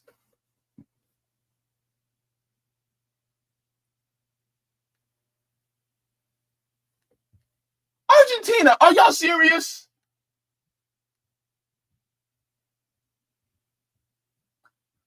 Who? Child, I cannot tell y'all. Oof. Ugh. Anyway, let's continue. 40% inflation rate. But some civil rights advocates have expressed concern that Milei is showing authoritarian tendencies amid the protest over his plans. As one user put it, Argentina's President Milei says he could take away welfare from protesters who block streets. Demonstrations are currently mobilizing in response to shock therapy measures from the new government. Street marches are the usual practice for protesters in Argentina. Apparently no more unless you want to risk the backlash. So the new protocol to maintain public order, it allows federal forces to clear people blocking the streets if they do so without a judicial order, and authorizes the police to identify through video or digital means people protesting and obstructing the public thoroughfares. The government can then bill them for the cost of mobilizing security forces.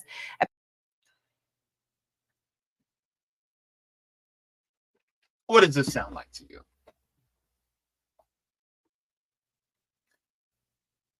You want to know something that's messed up? Let's say you get arrested, and let's say you bond out, but they put an ankle monitor on you. Did you know that'll, at least I know this is for Orange County and here in Florida, if you get an ankle monitor on you, they charge you for having the ankle monitor, and you have to pay that fine, that price for having the ankle monitor that they put on you. And if you don't pay it, you go back to jail. That's how this government works. If you protest the government and they arrest you, they're charging you for arresting you directly.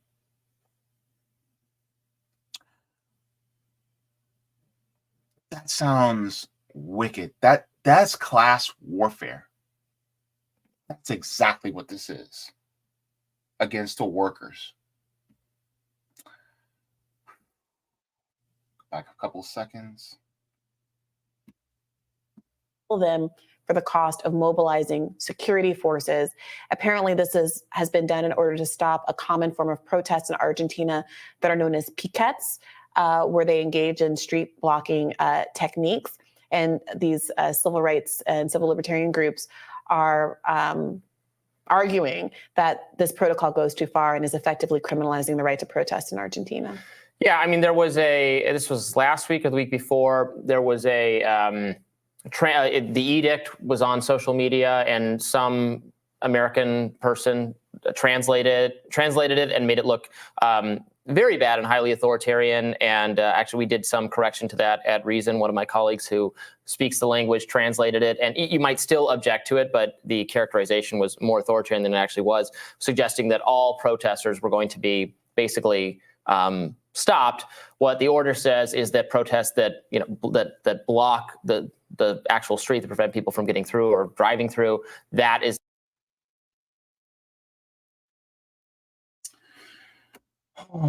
not going to be allowed anymore, which I don't find authoritarian. I wouldn't specifically cut social programs to those people. What what he is saying he's going to do is cut social programs for everyone.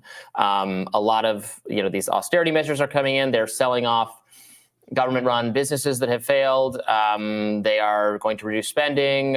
They're getting rid of a lot of regulations. They're actually going to make foreign trade easier. I mean, this is a libertarian economist's dream scenario, to take control of a country and implement all of these things. And in the short term, it's going to hurt. But the idea is that this will, in the long run, bring down inflation and improve the economic situation of the country.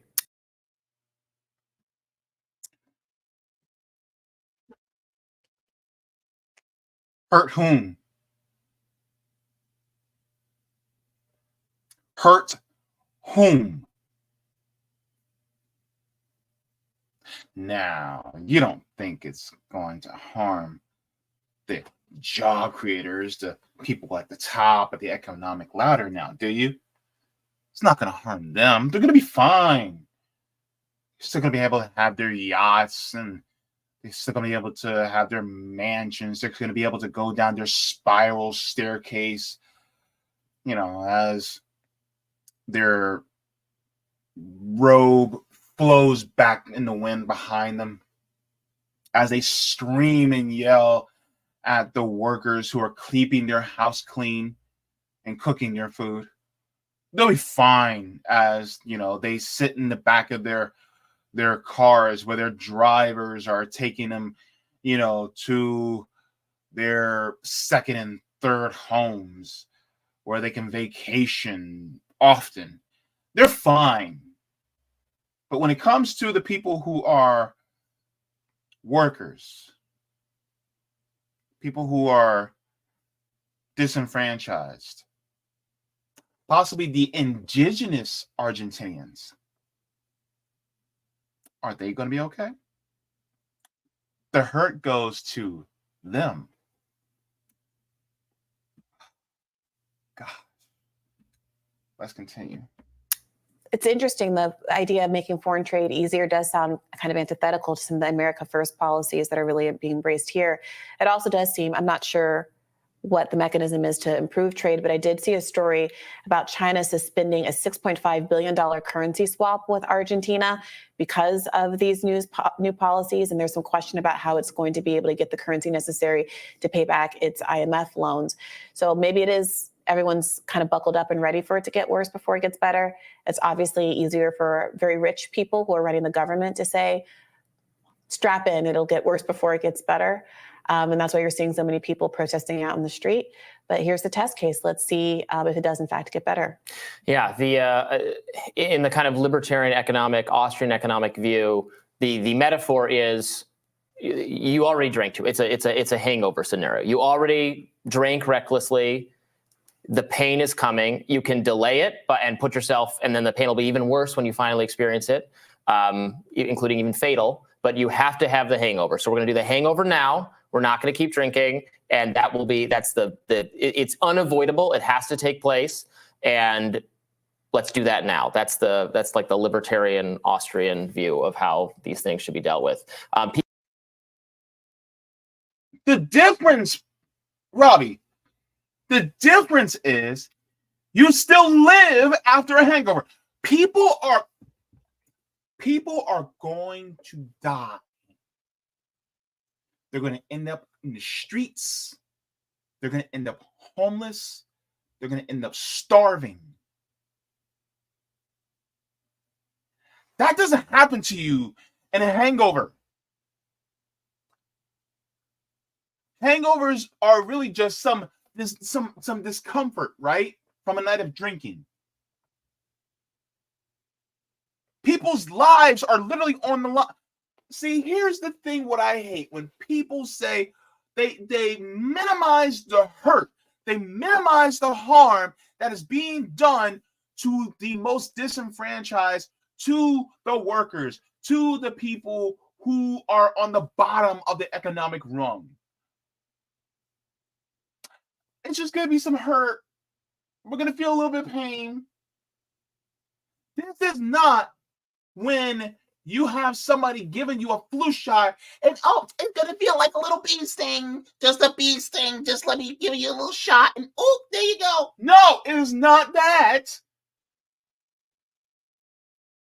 This is a lot more severe than just a shot in the arm.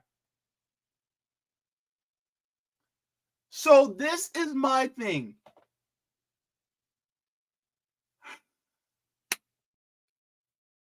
You're literally gutting protections so that you can give private corporations the ability to run these entities. But ultimately, what's going to happen? Cuts are going to happen. And people say, well, the government, the government's gotten too big.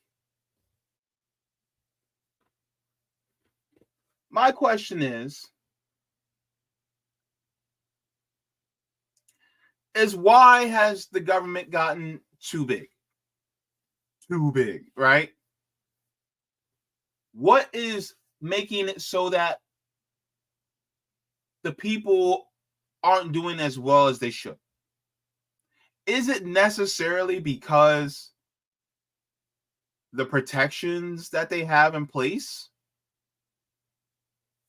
Sounds to me more like they have to implement more of a central planning model than anything else. Anyway, I don't want to go on a rant. People in Argentina. I mean, so he also aspires to, and I know much less about monetary theory.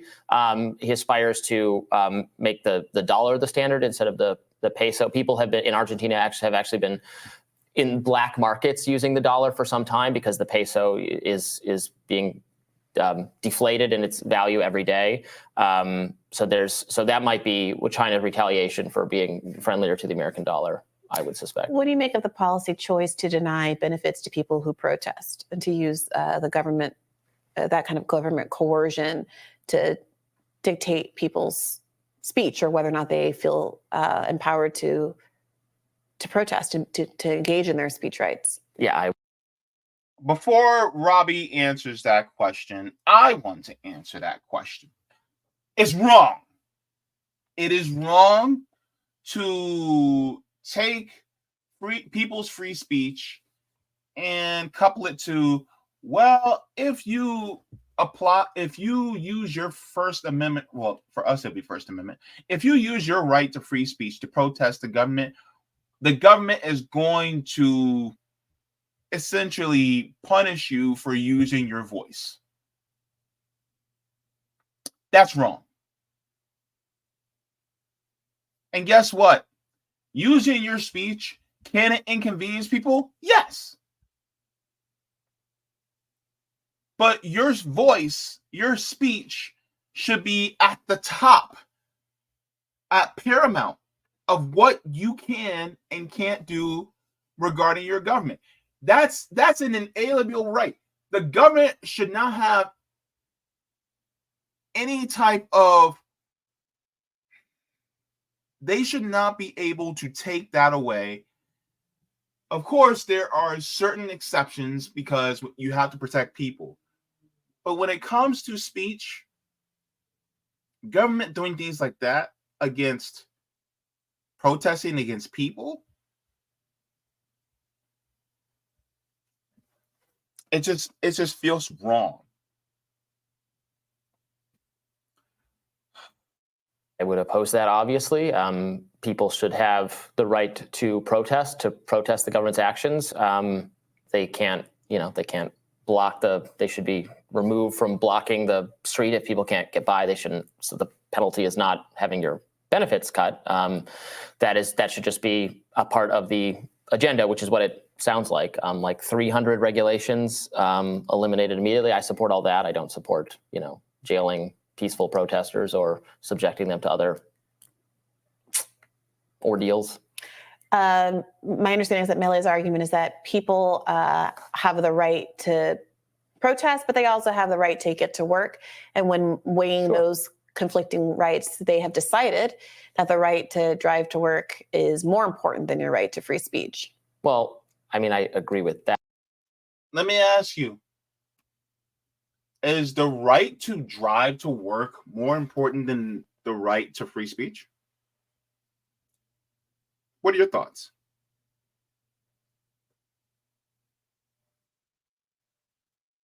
Because I would say the right to free speech is more paramount. Because ultimately, if you don't have speech, you don't have anything.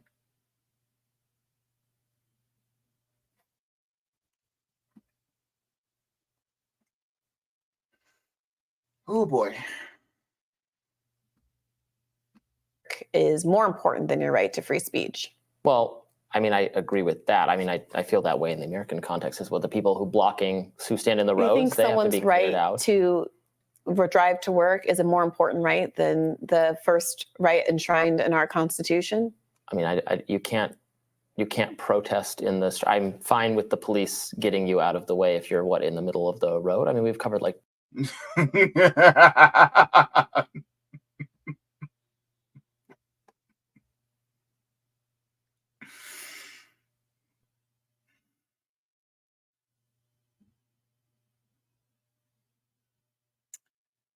Look, protests are supposed to be inconvenient. That's the nature of protesting. And it's just like what someone said, I think it was Nick from RBN. He said, if you have to apply for a permit to protest, it's not a protest, it's a parade. And that's the thing. The right to protest is enshrined in our Constitution.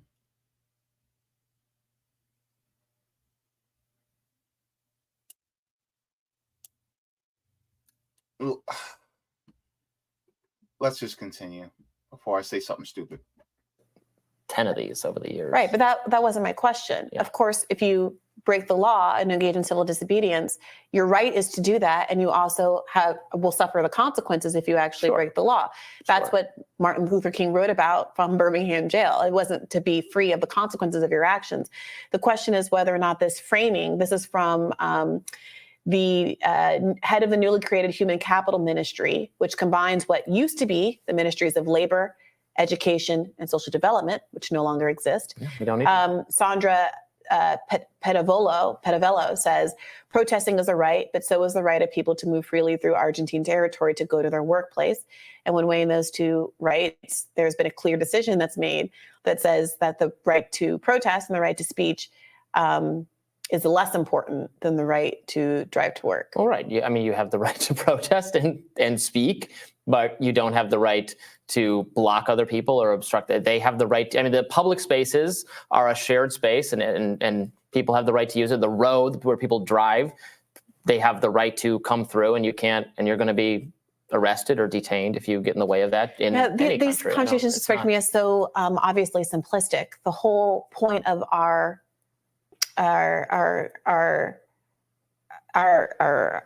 legal framework, our study of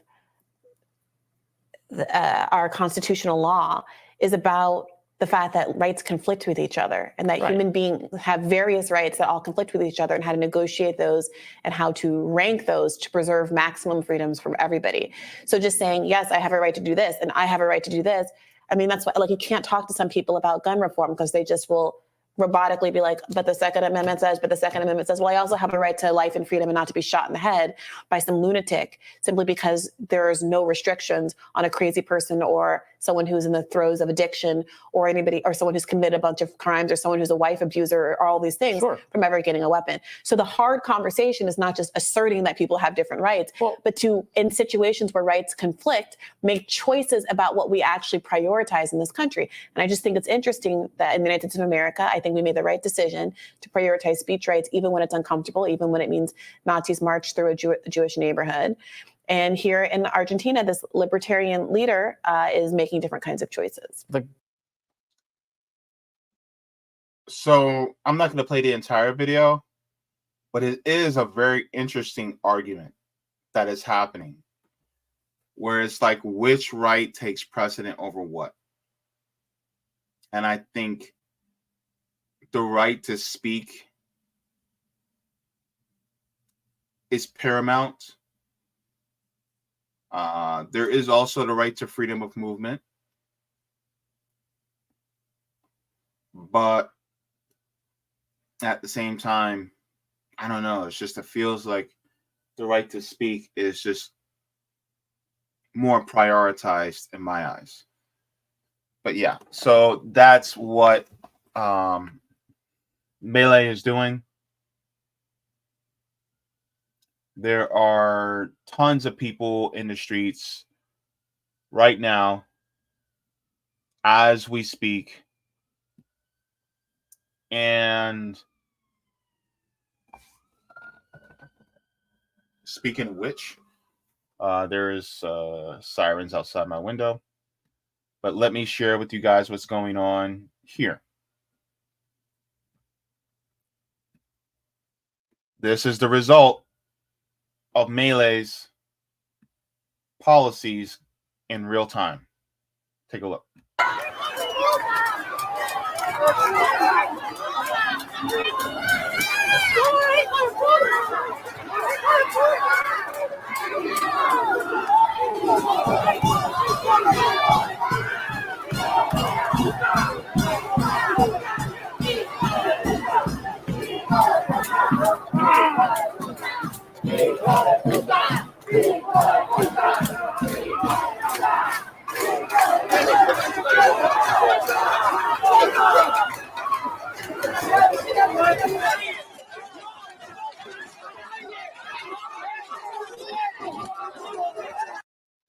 So as you can see what's going on here in Argentina, it just reminds me, I keep thinking back to the George Floyd protests, where, you know, many of us here in the United States were protesting police brutality, and who were carrying out largely the violence within this country.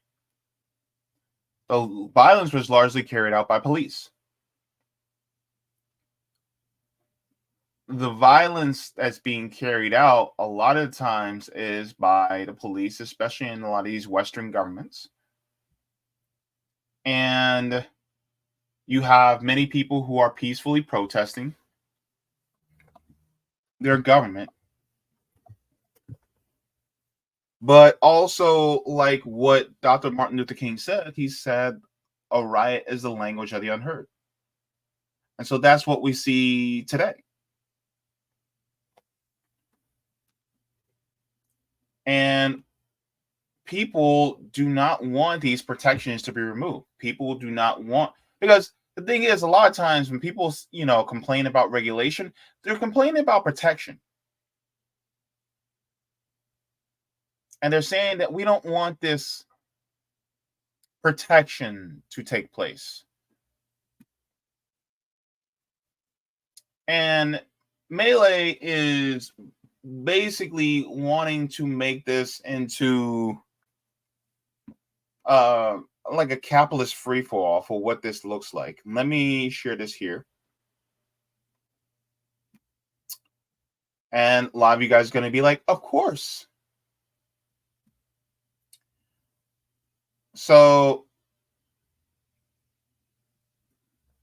this is dialogue between Milei and Miss Murta. She says, we have a lot of lithium in Jujuy. Milei says, you know what? Elon Musk called me. He is hugely interested in the lithium. Same goes for the U.S. government. They just want to have property rights guaranteed. Says the quiet part out loud. So I think it's all in Spanish. I don't speak Spanish, unfortunately, but. Y el litio, en Jujuy hay mucho litio. Bueno, una de las cosas que me pasó es que me llamó Elon Musk y está sumamente interesado en el litio. Y también está muy interesado el gobierno de Estados Unidos y muchas empresas de Estados Unidos. Pero necesitan, ¿qué? Un marco jurídico que respete los derechos de propiedad. So basically, remember what Elon Musk said years ago about Bolivia? He said, we'll coup whoever we want, deal with it, in response to their lithium. Quiet part out loud. So Milei is he's a Western puppet from what it appears to me. So that's ultimately what's going on in Argentina. I am keenly interested in how this turns out.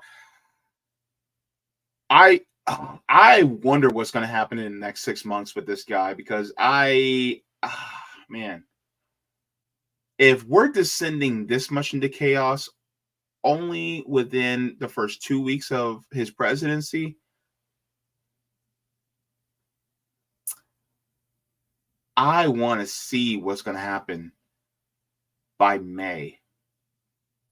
By May, will this guy even still be in office? Stay tuned. We'll see. All right, guys. So go ahead and give a like to the stream. Thank you so very much. This was an interesting conversation to have. Thank you so very much. Let's get into the chat. All right. So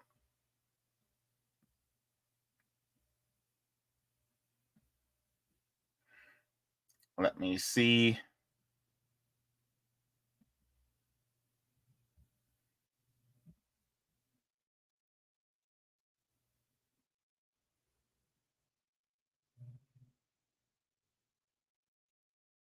Oh my goodness.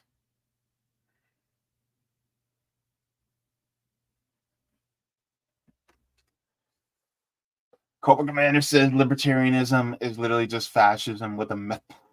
Oh my gosh.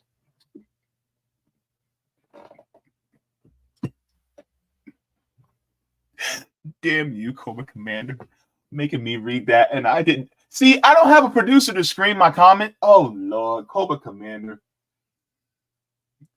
What am I going to do with you, comrade? Oh, God.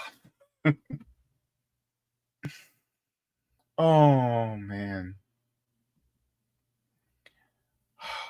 Janice Anderson says he plans to take his country off the sovereign currency and adopt the U.S. dollar. It's no longer going to be a fiat currency. Who else did that? They weren't using their fiat currency, and then they end up having just the worst time. Wasn't it Greece? Didn't Greece wasn't it that Greece didn't have a fiat currency, and so they end up tanking their economy? Like, what is so wrong with having a nationalization of the industries that you have resources in, and then selling that to other countries, and then taking that money and distributing it to the people? What's so wrong with that? And it's kind of interesting because one of the things I asked myself, I was like, James, what are the resources in Argentina? And I had to take a look. And here's Argentina. This is from trade.gov. Let's take a look here. Because I thought, let's take a look. Mining. It says U.S. mining equipment and technology enjoys 75% market share in Argentina. Given the market's industry potential, U.S. suppliers of mining-related technology should take advantage of the opportunity and consider Argentina as a market for expansion. It says Argentina's mining sector holds significant potential. Although there is a healthy level of mining sector activity and a substantial number of projects in the pipeline, the country's natural resources remain largely untapped. Argentina's 2022 mining exports account for $3.8 billion, achieving 4% growth year on year. And the country holds resources to expand production and achieve exports as well, over $18 billion per year and annum by 2030. Argentina's current top mineable ore minerals are gold, silver, and copper. In lithium, Argentina is home to the world's third largest reserves and is the fourth largest producer. Over 70% of Argentina's proven lithium resources have not yet been prospected. Lithium mining is the industry's fastest growing segment. Now, as anybody and their mama knows, when it comes to the green revolution, right? I believe in harnessing green technology and all that, but it has to be done in a smart way where we do not exploit the workers and we do not exploit the environment. This is why I am a firm believer in creating mass public transit so that we don't take all this lithium out of these countries just to put in individual cars. It's better to actually move people via mass transit. Instead, this allows, number one, for the freedom of movement. Number two, it's more efficient transportation. Number three, you're not mining as much lithium, which means that you're not destroying as many environments in order to move more people. But that's not what they want. They don't want that.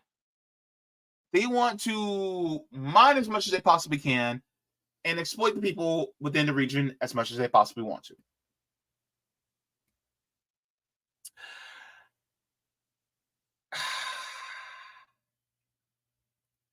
It says currently Argentina has 2 lithium projects in production and 6 under construction.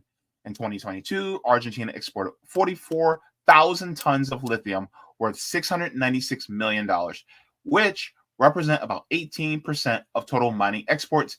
Major players include Alchem, Lithium Americas, Livent, Lake Resources, and POSCO, among a variety of PRC companies. So basically, one of the biggest powerhouses for lithium mining is Argentina.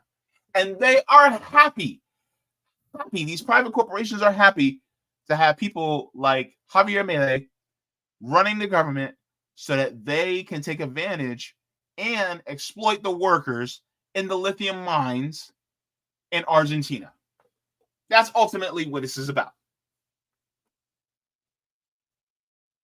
So thank you so very much for that. Man, Janice. Oh, Lord. Cobra Commander says, I never want to hear the phrase actually existing socialism twisted for libertarianism again. Oh, man.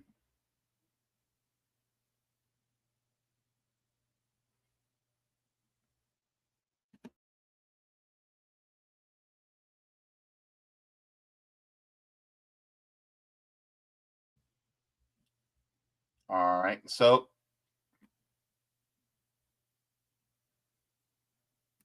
Joseph Bett says Argentinian society is racist as F. They are prejudiced against indigenous people. From what I know a lot of Nazis escaped to Argentina after World War II. And so I think there's a lot of white Argentinians that have that ideology that was basically inculcated into their families. So a lot of them also have German roots or European roots from Europeans, especially a lot of Nazis and fascists moving after the war, which is interesting.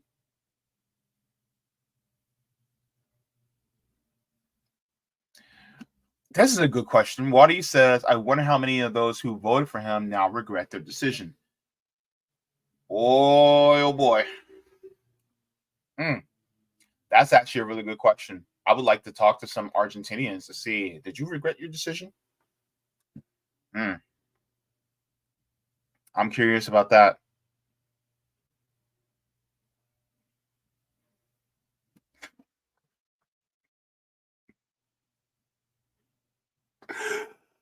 That's what he looks like, Cobra Commander.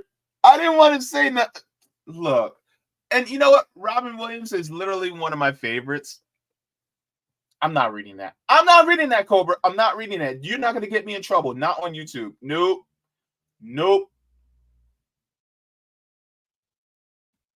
Javier Burgos says they have a large white supremacist sector similar to United. Okay, see? I was curious about that. Okay.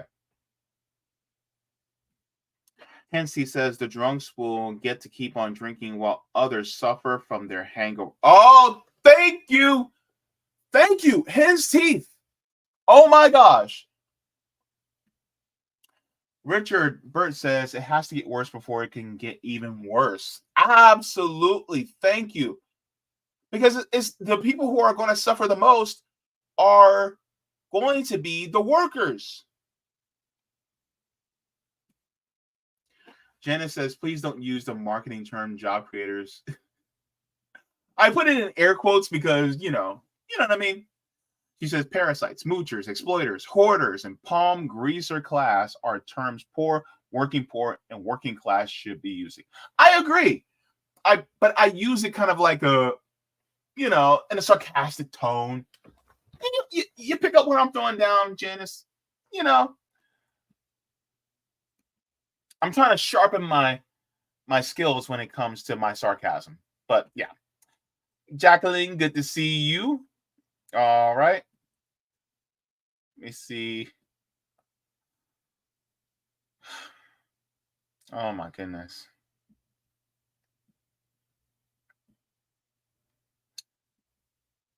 I just don't. Sebastiano says billionaires don't profit. That's a huge flaw in the plan. Oh boy. Okay, Janice, thank you. It says Greece signed on to use the euro, totally destroyed its economy. Oh man, yep. I try to pay attention to history. Hen's Teeth said his opponent in the election was even worse. Really? I'm gonna have to look into this. His opponent was worse?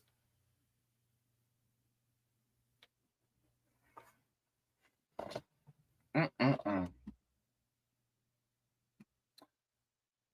Yeah, I don't know what's going on with me. I don't know. It's just like it's almost like a slow run. It's weird, but that's why I blow my nose a lot. It's nothing. Don't think anything that's more than it is. It's just I don't know. And plus, I don't want to be one of those guys that keeps on, you know what I'm saying, that making that noise and I hate it. So I'd rather get it out of my system. Anywho, but yes, that was a story. I'm just thinking about his face. That is burned in my head right now. I'm like, get out, get out, get out. Oh my God. I'm gonna have to. I'm just gonna. Let me look at it again. I'm sorry, y'all. I'm sorry. I gotta look at this guy's face. Yeah. Yo. This look.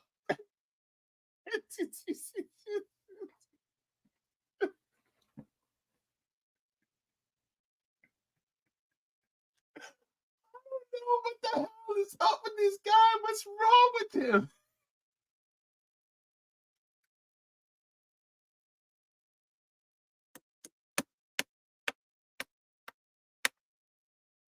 Dear God. I don't.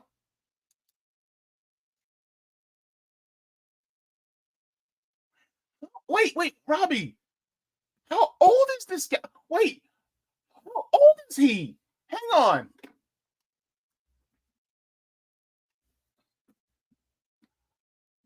He gotta be like close to 60. 53? He's 53?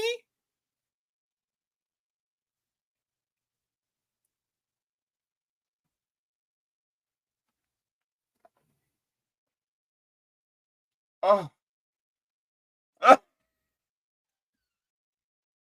Oh, behave.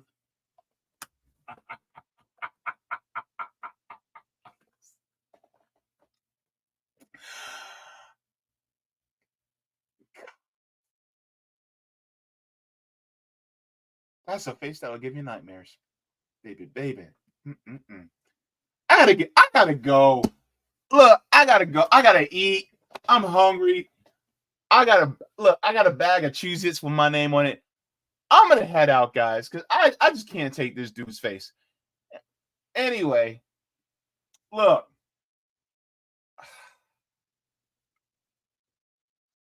Look, listen. All I got to say is just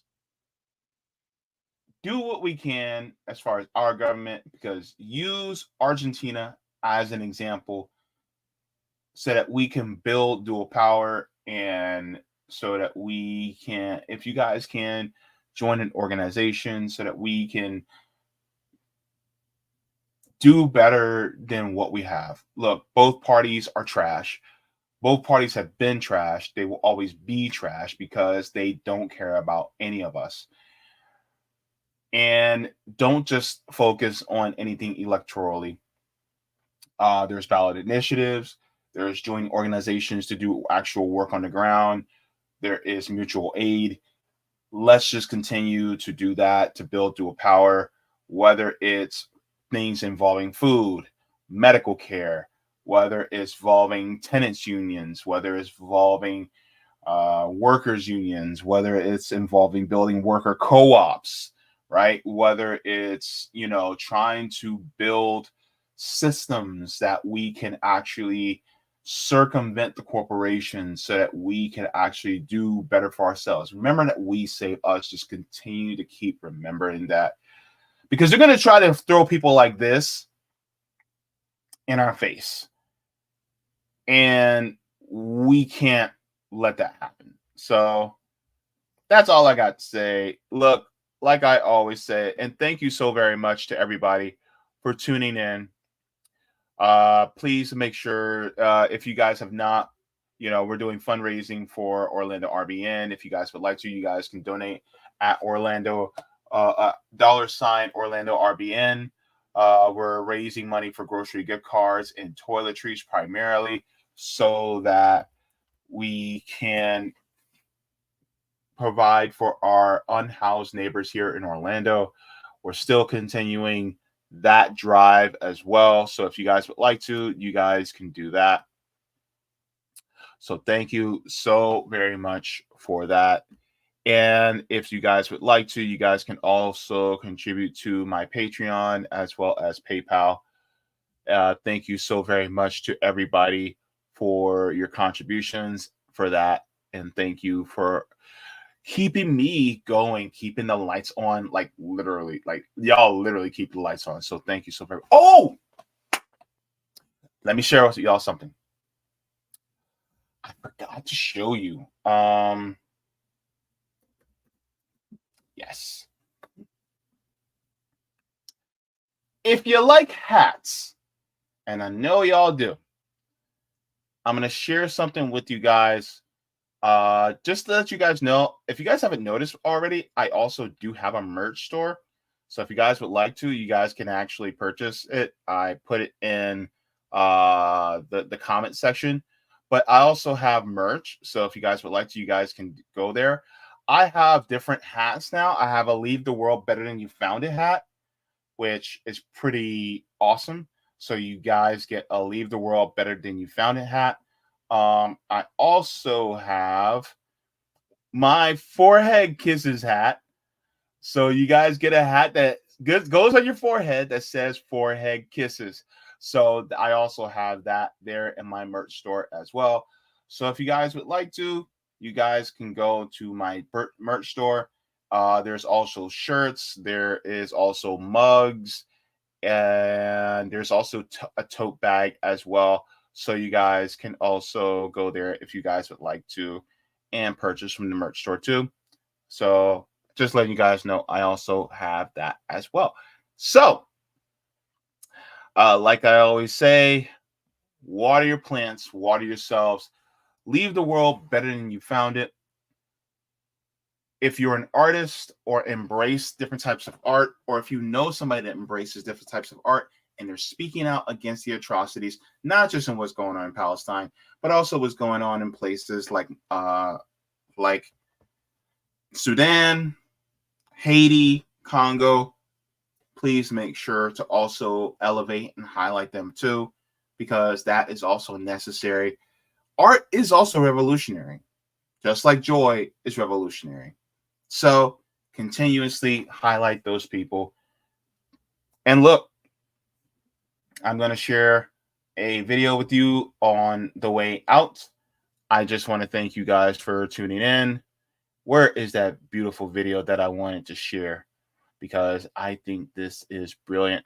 Because it kind of goes in line with what I was sharing with you guys regarding transportation. And let me see. I know I have it here. Where is it?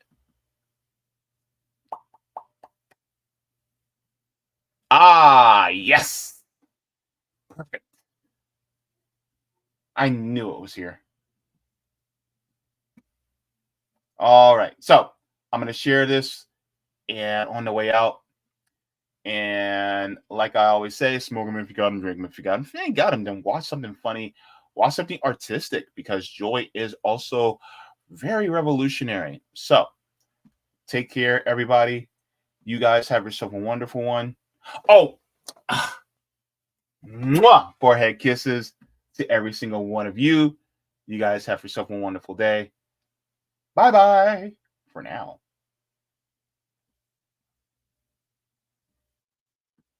Why is Atlanta an hour away from Atlanta?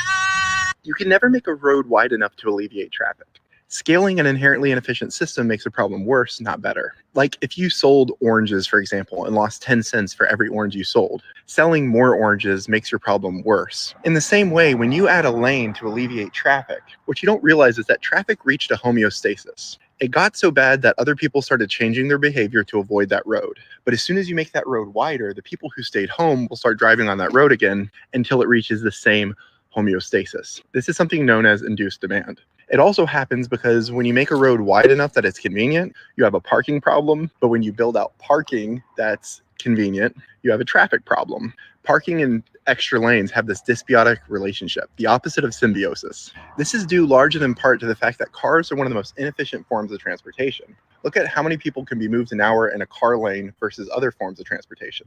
So when you design a city and the only real option you give people is a car, your roads get wider and wider, your city gets bigger and bigger, the average mile per trip increases. And what you need to think about is each and every trip is a traffic inducing trip.